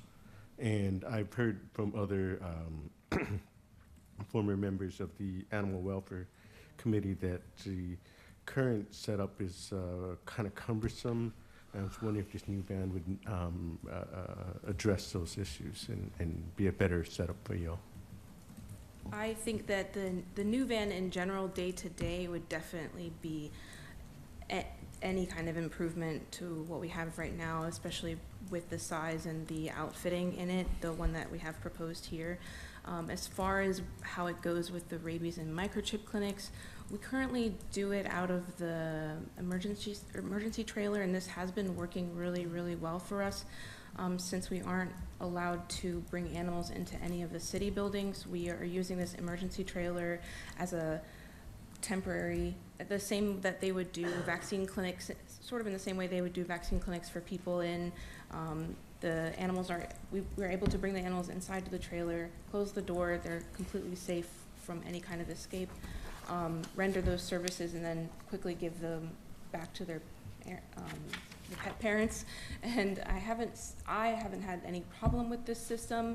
It is limiting in the staffing and the volunteering as far as how much, and the veterinarian that responds is volunteering her time. So I never want to disrespect her by asking for 5-6 hours. So I think with what we have as far as staffing and volunteering, I think we do a pretty good job.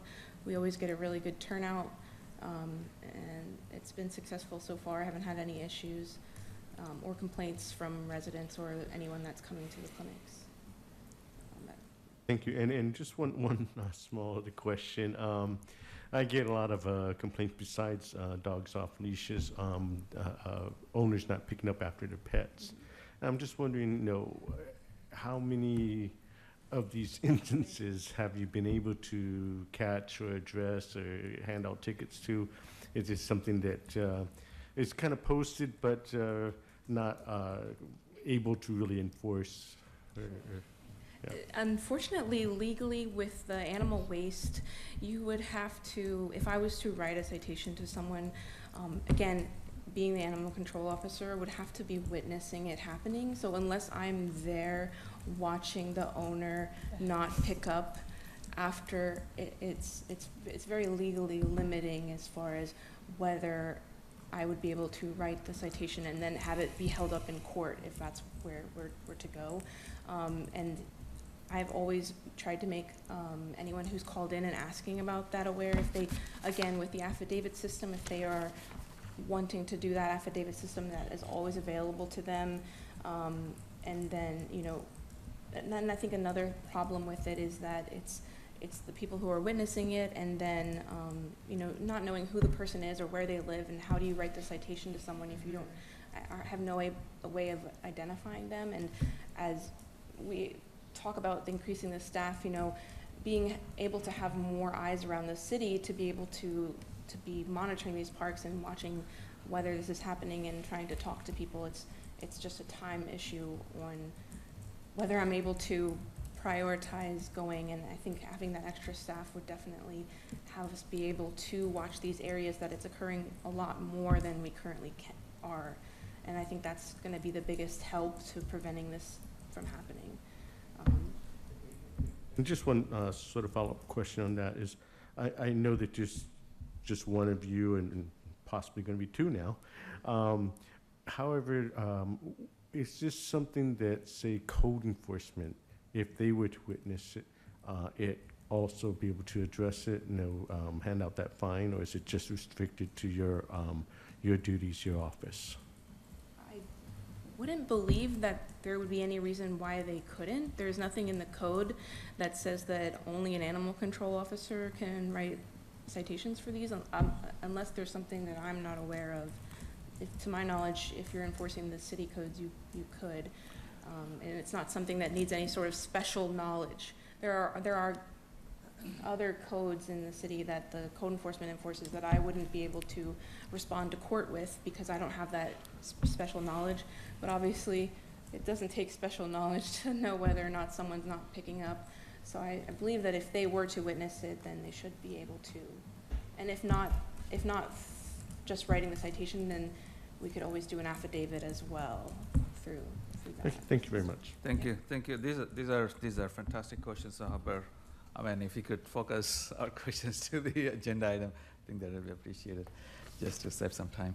All right, I apologize to Mayor Pro Tem Mitchell, I forgot you. Please go ahead.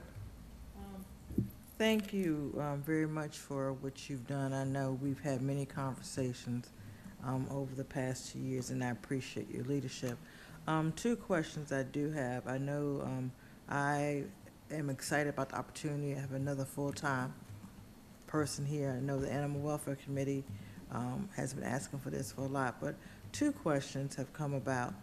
I know you made mention that the county is aware of our hours and on Sunday, but we are getting many residents who are calling on Sunday at the county shelter and saying that it's not their responsibility to take care of the issues of the animals that a resident or someone may pick up. So how do we try to codify the conversation? Do we have an MOU with them, or what is it?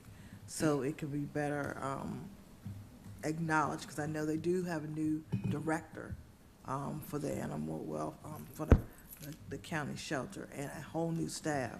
So I just want to make sure, how do we codify this this knowledge? So there is actually a scheduled meeting, I believe, next week, and all of the Prince George's County municipalities are going down to Upper Marlboro and meeting with the new director, and we're all going to have some conversations. And so I can't speak to whether it's going to resolve said issue, but definitely try to make sure that it is brought up. I have asked anyone who is calling after hours and not getting a response that is, or a response that is saying that they're not willing to come out, to report that to me so I can it would be reported to my director and have a conversation and forward that as well to the director of Prince George's County Animal Services. Okay, well, I appreciate that, but I do hope that we can have something in writing that will ensure that they understand, because the person is new, the new director, and they might not have been made aware of previous agreements. So I hope we just can put that pen to paper.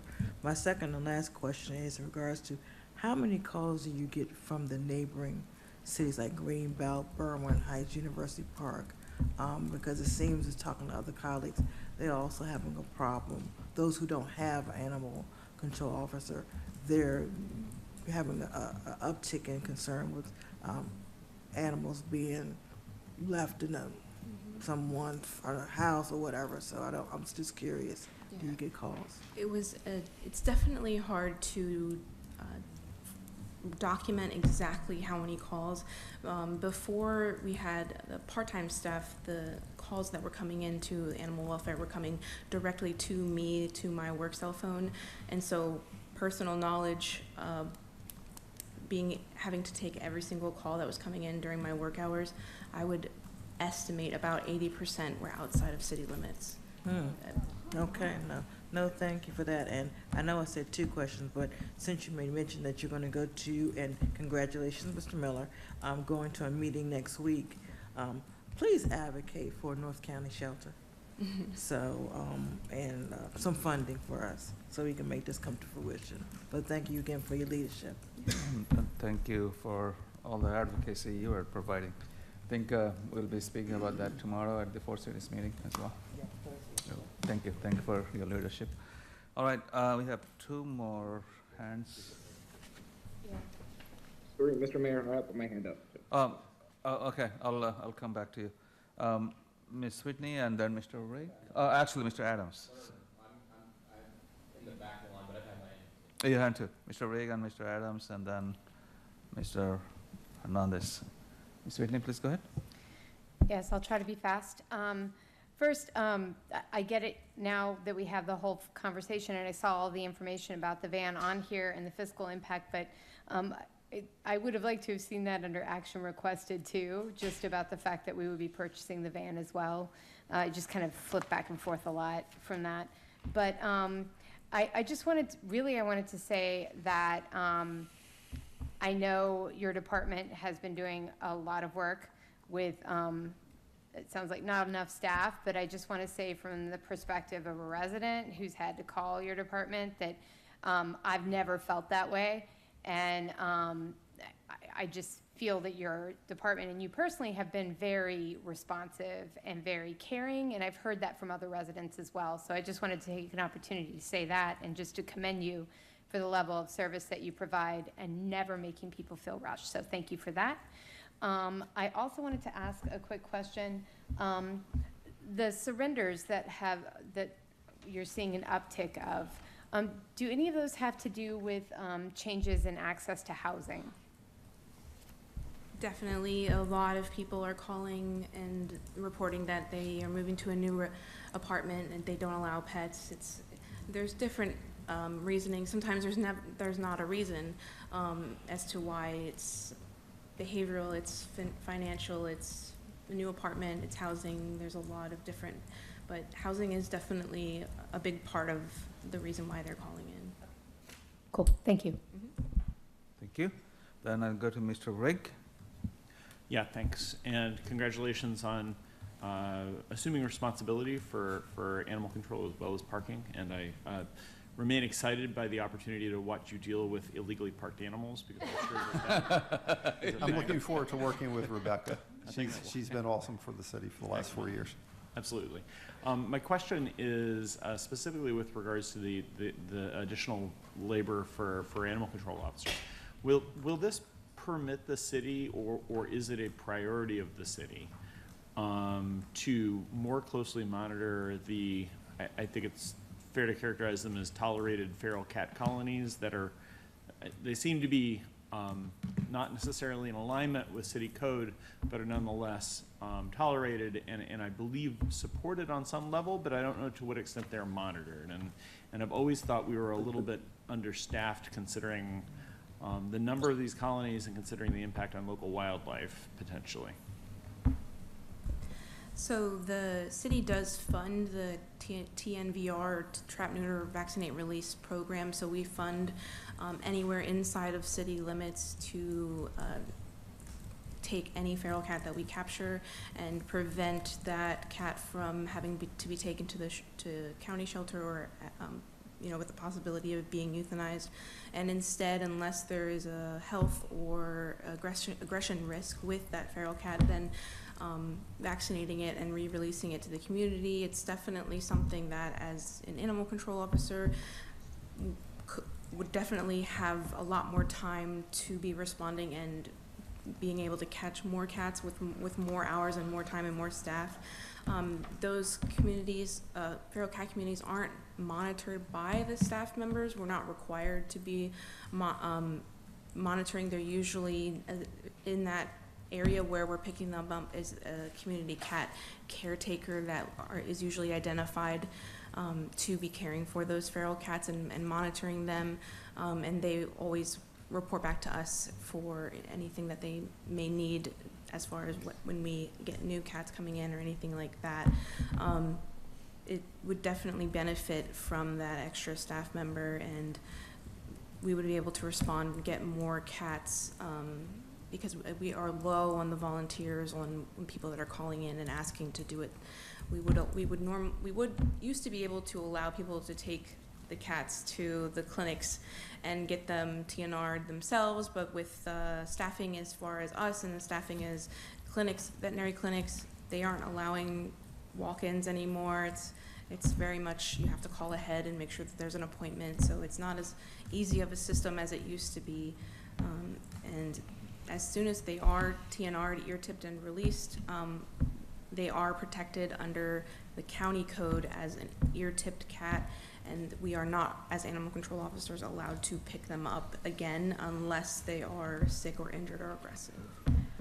Okay, I guess I'm wondering whether we have any way of understanding whether the number of cats are increasing or decreasing in these colonies. And the reason why is there are a number of residents, myself included, who note that these, and I think it's well supported by the data or by studies, that these cats can predate on native wildlife. They're in essence an invasive species. And so, you know, while I realize and appreciate that College Park has a long history of tolerating these colonies, I think it's also in the interests of local wildlife to make sure they aren't growing. And I guess that's what I'm trying to get to. To what extent will, you know, additional labor permit us to be able to more closely track those and understand whether they're growing or whether there are ways in which we can inhibit their growth? Because as I said, I don't think it's to the benefit of the public health or wildlife to see these colonies grow. Yes, definitely. So with that extra staff, we would be able to be responding out more and picking up more cats and being able to track those numbers. As a one-person operation, it was extremely difficult for me to be able to do. Just no time in the day to be able to know what areas are having more of a problem and being able to respond out. And I definitely sympathize with the wildlife, but I believe that in the animal welfare community across the U.S., we've come to a conclusion that the feral cat problem isn't going anywhere, and the monitoring and the vaccinating and the release and the neutering is the best way to control, because you're never going to completely eradicate the problem. So if we at least have a handle on it, then we can control those populations that are here from amassing and becoming way more than they are currently. I try to educate residents that call in and give an example of, so if you have an area with 10 feral cats in it, if you were able to go in and take all of 10 of those cats, trap them, vaccinate them, neuter them, and then release them, it's not going to be an immediate fix. You're going to have 10 cats, and feral cats have a shorter lifespan than a household cat would for obvious reasons.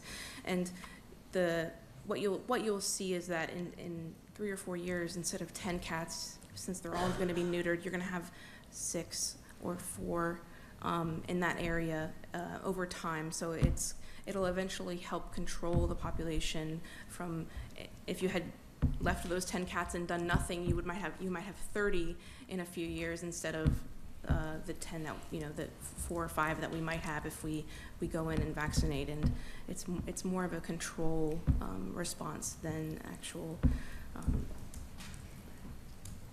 black or white fixing of it, unfortunately. Thank you. That's all I have, Mr. Reed? Okay, thank you. Mr. Adams and then Mr. Hernandez. Yes, for the CIP funding for the vehicle, I believe it was stated that there's existing CIP funding that was assumed for the existing vehicle, and then it would be used for the new vehicle instead? No, they actually already have approved funding for the existing replacement of the van that's current being replaced. That's already been funded.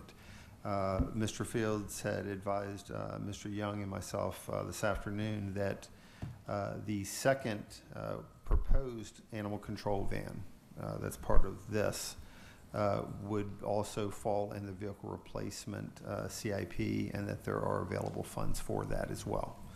So current van could be replaced, and the second one could be purchased under the current vehicle replacement CIP.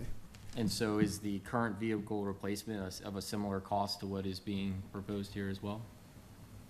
That's correct. Yeah, they're both coming off of I want to say it is a Baltimore County bid. Correct. Thank you. Yeah, I'll agree with Councilmember Whitney that I would have preferred the action item on this agenda item to, have explicitly, reference increasing the number of vehicles here. I understand that the CIP funding is healthy enough to absorb that, but I do believe $120,000 is a notable amount of funding. Certainly. I also wanted to touch base on the the additional staff members. So it's my understanding we just increased and just added the part-time staff member in this fiscal year. Is that correct? Yes, that is correct. So we're about 3.5 months into having an additional half-time staff member. Can we speak to that? Like, how is that streamline our process? Like, has that worked? I mean, I know we're coming back 3.5 months later and asking to increase it all the way to full-time, but I mean, I just would like to at least reflect upon the 3.5 months that we've had a halftime, since that was a budgetary item in our latest fiscal year. No, so to clarify, we approved the funding in FY '24. FY '24. In FY '24, correct. So that is a carryover from FY '24. We did a hiring, that person no longer is here. We then rehired for that position. To be clear, on page 39 and 38 of the packet in the fiscal impact, we did call out that approval of the agenda item is contingent upon an outfitted cargo van that was included in that amount.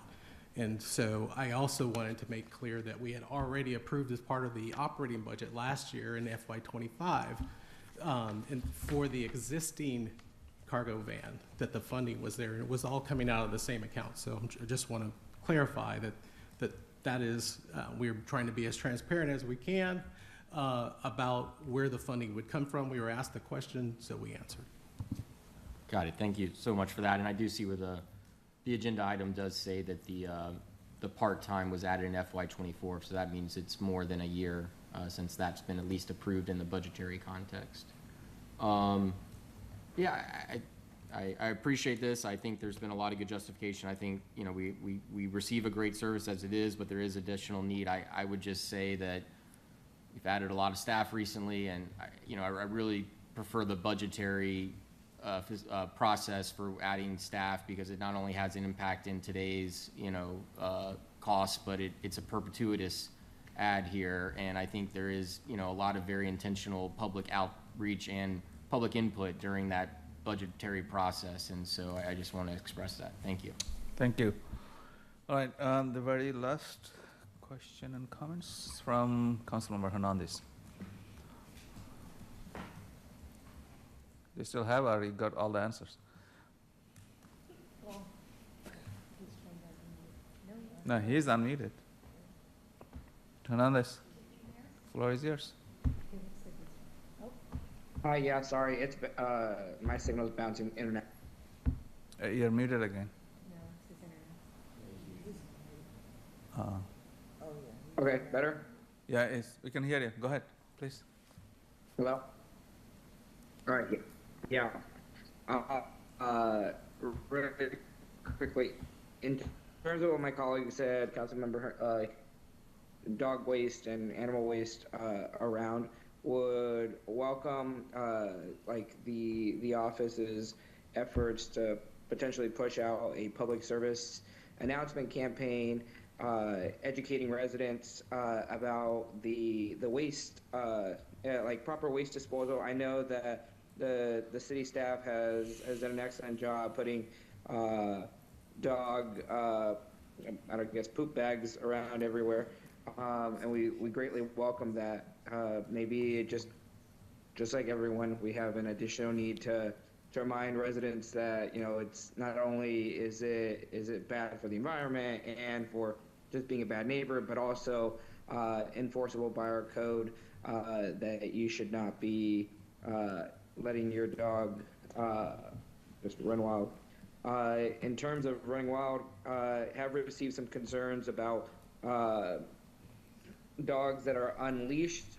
Off the top of my head, I don't know what the regulation is as to whether or not a dog can be leashed or unleashed. I know that last Sunday there was at least something that happened to one of our residents on 52nd Avenue in Iroquois around 3 p.m. So I mean, like, these are sort of kind of get in front of with just communications. So I'd really appreciate if we could do that. My only question is, what is the impact? Should we not decide to move forward on this particular item. Question mark. Is there a question for Ms. Bailey? Yes, that's the question. Yep, that's the only question. Or Mr. Miller? Oh, I was going to say, I think that if we don't see an increase in staff, we probably pretty much remain the status quo. We just don't have enough, staffing to effectively cover all the issues that are, part of the animal welfare business. It really is important that this be considered because it will certainly point us in the right direction. Thank you, and I recognize I just asked to add yet another task onto the animal control folks. So with that, I'm inclined to support this request. Okay, before I entertain a motion, Mr. Young, you have a comment? I just want to add, the coverage issue for us as staff really is, we haven't completely vetted that whole thing out yet, particularly because we have new staff coming online with Prince George's. So if the council was to approve this tonight, one of the things that we would do is make sure that we had the coverage where we needed it. I understand in the staff report, it's talking about added 6 days of coverage a week, but that doesn't preclude us from actually even having coverage 7 days a week if we can make that work. So one of the things that we do also try and strive to do is also have some overlap so that the two officers also can work together. So that's just more of a scheduling issue that we have to work through. Thank you. Ms. Ott, sorry, I forgot you. As I'm sure you're aware, recently, I believe 2 weeks ago, an off-leash dog in the Terrapin Row courtyard bit a student. So what is the legality of enforcing or regulating apartment buildings to leash their dogs? So it falls under any of the other areas of the city and is, Terrapin Row is private property, but it's a private property that requires the dogs to be on leash. So that city code would still fall under as a violation if the owner wasn't leashing their dog. That current investigation is being handled, but the issue being that the time of day that it occurred and now the owner of the dog hasn't been identified, and so we weren't able to fully enforce it until we were able to get that identification, which Terrapin Row is currently working on with me. And we've been in conversation about when they can hopefully identify the owner of the dog and then letting me know who that is so I could follow through. Thank you. Thank you. That's all we have. All right. Is there? Okay. Yeah, I'm sure. So can I entertain him? And you have a follow-up question? Oh, sure. So the motion is about adding halftime FT, which may cost 35 to 55,000 max, and a van as well, right? Which is about 112,637. It's in total about 167,000 max, correct? I mean, numbers are correct? That is correct. Okay, thank you. But these are allocated, but we are going to approve it tonight. Please Okay. go ahead. I move to approve the increase of the current part-time animal control officer to full-time and purchase of a full-size outfitted van in the amount of $112,637.24 prior to the end of the current fiscal year. Second. All right, moved by Councilor Mackey, seconded by Dr. Esters. I need to go to the audience. If anyone has any comment, you have 3 minutes. Let me see. If you're online, if you want to speak, please raise your virtual hands. We'll allow you to join and speak. Okay, seeing none, please come forward. State your name if you're resident of College Park. Proceed to the testimony. You have 3 minutes. William Sullivan, resident of College Park. One factor to consider in the approval would be the projected population growth in the city. That I don't hear that being mentioned at all, but with $200 million being invested, and I would think in the past 5 years, $1 billion being invested on Route 1 in housing, that's just a lot more people, a lot more millennials with their families of pets. So I would, personally, I would look towards supporting more services and supporting pets in the community. Thank you. Very good point. All right, anyone else? Seeing none, please, let's come back to the council. Any final comments before we take the vote? Seeing none, let's take the vote. All in favor, say aye. Aye. Any opposed? Councilmember Adams, you opposed? I just prefer to do it during the budget session. Thank you. And any abstention? So vote is approved by 7 to 1. 7 to 1 to 0. Thank you, and thank you, Mr. Miller, and thank you, Ms. Bailey. Thank you for your hard work. Thank you. Keep up the good work. All right, so we are done with all the items, and we do not have any work session tonight. Request for status, I think I saw one application. Was it Ms. Whitney? One or two? Two of them. Ms. Whitney, please go ahead. Yes, I wanted to add to a future agenda, or make a motion to add to a future agenda the creation of a short-term, or consideration of the creation of a short-term task force for a platform to help the city form a platform on affordable, accessible childcare for 5 and under. Thank you. Any second? Second. Dr. Esters, any comments? We need to take a vote. All in favor? Please go ahead.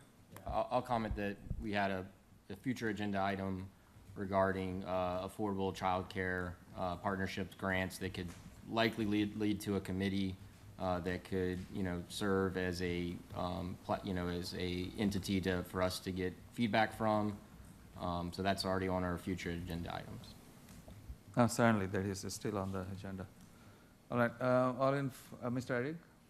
Yeah, I would just note that, this is a topic that's not necessarily, the city's business per se. So affordable childcare is everybody's business, I suppose, but it's not something that's directly sort of a thing that we do. So I guess from a precedential perspective, there's probably an unlimited number of things we could form task forces to opine on. So I'm curious, why this is a priority. Ms. Whitney, chime on. Through my perspective, this is a priority just as much as so many other things that we have sent letters to the legislature to advocate on behalf of, like gun control, things like that, that really aren't in our purview.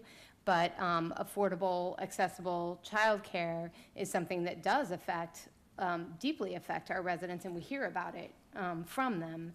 So the thought on this was a very granular, short-term. They'll have 2 to 4 meetings before coming back to us in mid-January to just help us create a platform on what bills regarding childcare that come before the legislature they would advise us to support. Okay, I guess it's and I agree that we certainly opine on things that aren't directly in the city's sort of day-to-day operational ambit, but it's the task force twist that is a new one. So I guess, it's, from my perspective, this may open the door to all sorts of task forces on all sorts of things that we could consider. Though I'm not notionally opposed, I certainly grappled with extremely expensive childcare. And still am in some ways. So anyway. Thank you. No, thank you. And I see your point. But it's good that we're not implementing it. We're rather advocating for future legislation. But I see Mr. Rick's point that there are so many other things we could be having task force for. Mr. Hernandez, I think I saw your hand. Can I speak? No, I'm having Zoom issues. Sorry. Oh, no worries. Technology. Ms. Mackey? So my question is to Ms. Whitney, like with the task force, will this be working also to get comments from residents, or is it just going to be advising advising us on legislation? I'm just wondering how the two agenda items are going to work together. Like they both have the same end game, I guess. So is yours like a precursor to the? Yeah, if I could get some clarification, thanks. I would see it as a precursor and a very specific, very quick hit response to, I have been told that there will be a lot of legislation coming forward regarding childcare, and just to help us form our platform of what we want to advocate for. I don't, I see it as just something that would probably be less complicated and something that we could act on faster. Thank you. And did you get a chance to talk to staff about it, Mr. Young? Yes, I did. Okay. Thank you. So this is about adding this item to the agenda. No. No. I mean, no, Councilman, that's just. Oh, not in regard to this, but. Do you want to speak on this item? Councilman Whitney did call me and asked me to sign on to this, and I said, I agreed. I think we need to be very cognizant of the lane that we're gonna go down. If you're saying this is a precursor, then we are gonna need to request for legislation to be considered.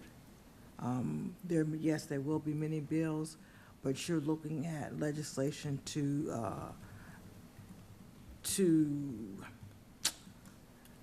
I'm trying to go back in my early childhood field of 35 years. You're really going to trying to look at what Councilman Adams is talking about as the child care ratios. But there's already legislation out there for funding for family child care providers, as well as there's a voucher program. So there are many different avenues for families. So I think the route needs to be narrowed to the task force, and the charge is regarding the legislation in regards to the ratios. And can we discuss that during the work session, if this is added? All right, Mr. Adams. I mean, to me, my emphasis here is that there's a future agenda item that this could definitely work in concert with. And, I just am, I'm not concerned, I would say. I just feel that a committee that we form could look at partnerships, grants, legislation, policy, and really stand that up, and maybe not overly focus on a quick action task force, and also recognize that anyone with kids under 5 during the holiday season is probably not looking to add 2 or 3 meetings to their agenda. So I think we really need to think about this both short-term and long-term, and I think the agenda item that's already there can help support what we're talking about, is what my emphasis is. I don't disagree with what we're talking about. I just feel like there's a platform already on our future agenda item to help serve it. Mr. Young, do you want to speak? I apologize here. When me and Councilmember Whitney talked about this issue, we did talk about, she did ask me about what the timing was of Mr. Adams' bill coming forward, and at that time we had not scheduled a meeting date for that. One of the things that we did go back this week, working with staff, we have this tentatively scheduled for the November 19th meeting. Okay. The second meeting. Are you saying you have Councilmember Adams? Oh, wonderful. I stand down. I will take this off. You want to take this off? Can we Have to vote on it. Yeah, can we say it's, Yeah, I would could like. it be one of the outcomes of Yeah, that November 19th I would like it to be, the first stage of that discussion. That's wonderful. Thank you. All right. So we can move to the next item? Do we need to vote no on this particular? There is no motion, right? Okay. I mean, this kind of work session, I made right? a motion to add it to the agenda, and she seconded it. Oh, there's a second. Our attorney. Yes. Yes, it's on the table. Okay. It's on the table, right? Yes, we just need to table it. All right. I move that we table this item. Second. Second for indefinitely? Yeah. Okay. I'll just come back. All right, let's move to the second item then. Oh, we need to take the vote. All in favor, say aye. Any opposed? Any abstention? So it's been tabled. All right, is that Mayor Pro Tem Mitchell, is your item? Dr. Esther, sorry, because we have 3 items. Yes, I would like to move that we consider doing a traffic study on Ruritan Street in the Berwyn community to determine feasibility of a one-way street between 49th Avenue and 48th Avenue going east to west. Second. All right. I think this should be pretty straightforward. All in favor, say aye. Aye. Any opposed? Any abstention? Has been added. Mayor Pro Tem. I just wanted to let my colleagues know that I will be calling them in regards to an item about annexation, for the city to start considering a protocol for annexing properties that are outside of the city that we would deem to be appropriate to put a part of the zip code. So, Yeah, you haven't submitted any application. Yeah, please do, please do. Then maybe next meeting will be done. Will it be better if we see the application and then let's follow protocol? I mean, it's the same thing. All right, anything else? Seeing none. Let's hear the comments from the audience one last time before they all leave. If you have joined virtually, you can raise your virtual hands. Seeing none, let's come back to the mayor and council's comment. I'll start from my left, Mr. Reg. No comments, thank you. You're going to the COG meeting, right, this Friday? Yes, I am. Okay. But I don't have a report out from that yet. Okay. We'll see you. I plan to go there as well. Mr. Adams? Pass. Ms. Mackey? Yes, I had the distinct pleasure of going to the CPA ribbon cutting for their murals. Got to see former council member Robert Day, former Mayor Andy Fellows, Senator Rosa Pepp, and it was just a great celebration of the CPA campus. The murals are really very nicely done. If you get a chance to go over and see them, they're very inspirational, and the young people did a great job of welcoming us and explaining the purpose of the murals. And then I also wanted to give a shout out to the High Point class of 1979 that had their 45th anniversary reunion celebration here in the city of College Park on Friday night. And that's it. Thank you. Thank you. Thanks for going to the CPA. I had a conflict. Couldn't attend. Yes, please. Can we just, for the purposes of those listening, indicate that CPA is College Park Academy? I apologize. Yeah, CPA is College Park Academy, which goes from 6th grade to 12th grade. Thank you. Thanks for catching that. Mayor Pro Tem? thank you, Mr. Mayor. Also, I add that former council member, Mr. Robert Day, is the actual chair of the board of directors for College Park Academy. I also would like to announce that for our residents, if they are not aware that the Metro is considering running trains earlier on weekends, starting at 6 a.m. Instead of 7 on Saturday and Sundays. Also wanted to say that I had the privilege to attend the COG Transportation Committee meeting last week. And again, one of the items on the agenda was talking about the Metro and how we're going to move forward collectively through the DMV Moves Regional Transit Initiative. This is a lengthy report. I will not go through the details. I will ask if we could possibly put this on the website because for the residents in College Park, if you're not aware, the state of Maryland takes on the cost, offset the cost for the Metro transit system versus in Virginia, each municipality in town and city has to deal with how they're going to give up the money in regards to fund the Metro. So there is a subcommittee within COG that is comprises of municipalities in Maryland, which is the county, and City of College Park, unfortunately, was not selected to be a part of this subcommittee. And then in the majority of the rest of the committee members are from the Northern Virginia and Southern Virginia area. So I will again give this information to our city manager and see that we can, by some means, upload this to the website to keep the residents informed. Last comment will be the week of November the 12th. Myself and two other colleagues and the city manager will be attending the National League of Cities Conference in Tampa, Florida. This is a conference that's given on an annual basis, and it's a very informative conference where we do learn some best practices in regards to homelessness, in regards to how to move forward, in regards to transportation and infrastructure.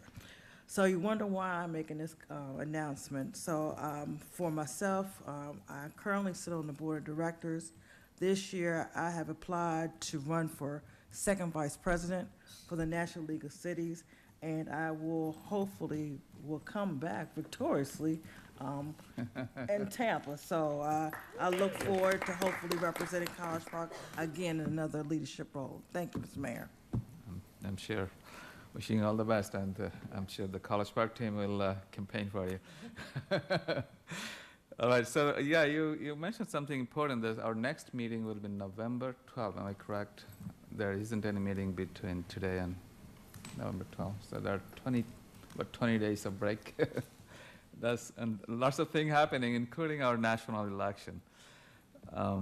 And the Maryland Municipal League Fall Conference will be happening as well. November 6th and 7th, I plan to attend that event. And Route 1 ribbon cutting will be happening sometime around that week as well. So wait for more announcement. Number 9 probably around, but there will be public announcement. So it will be a big event. There will be bands coming from University of Maryland. It's a big celebration. All right. And tomorrow is the 4 cities meeting. I plan to go there. Thursday. Or Thursday at New Carlton? City of New Carlton? Okay. All right, Ms. Whitney? Just a great one by the Terps, last seconds of the game. Great homecoming win, that's all. Oh, yeah. Thank you. Dr. Estes? Pass. Mr. Hill? Thank you. Pass. And Mr. Hernandez? Hi, yes. I just wanted to really quickly shout out to my little sister Martha for winning Homecoming Princess at her high school. Just a huge congratulations to you, Martha. Yes. Also, thank you. Also, wanted to quickly announce this. I missed it at the beginning, but yeah, it's we're going to be doing a district session on October 28th from 7 to 9 p.m. And a couple of different topics we're going to be talking about, just keeping the residents updated, signing up to be parties of interest, and much more seeing our another district discussion.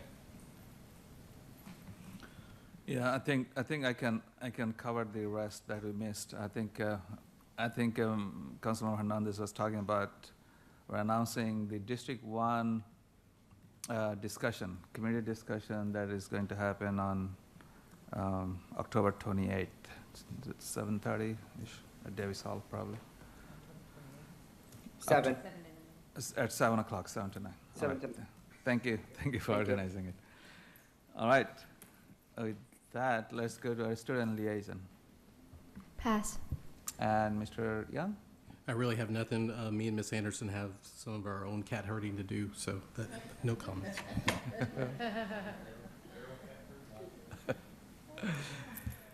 All right, Move thank to you. adjourn? We have we a can, closed session, so I need to read Yeah, Mr. out. Mayor, we have a closed session.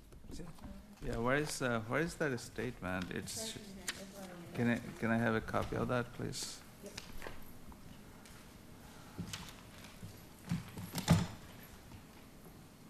Yeah. I believe I have it. Yeah, for you. it is, thank you, I got it. So I need to read this statement because we are going into closed session to discuss a couple of items.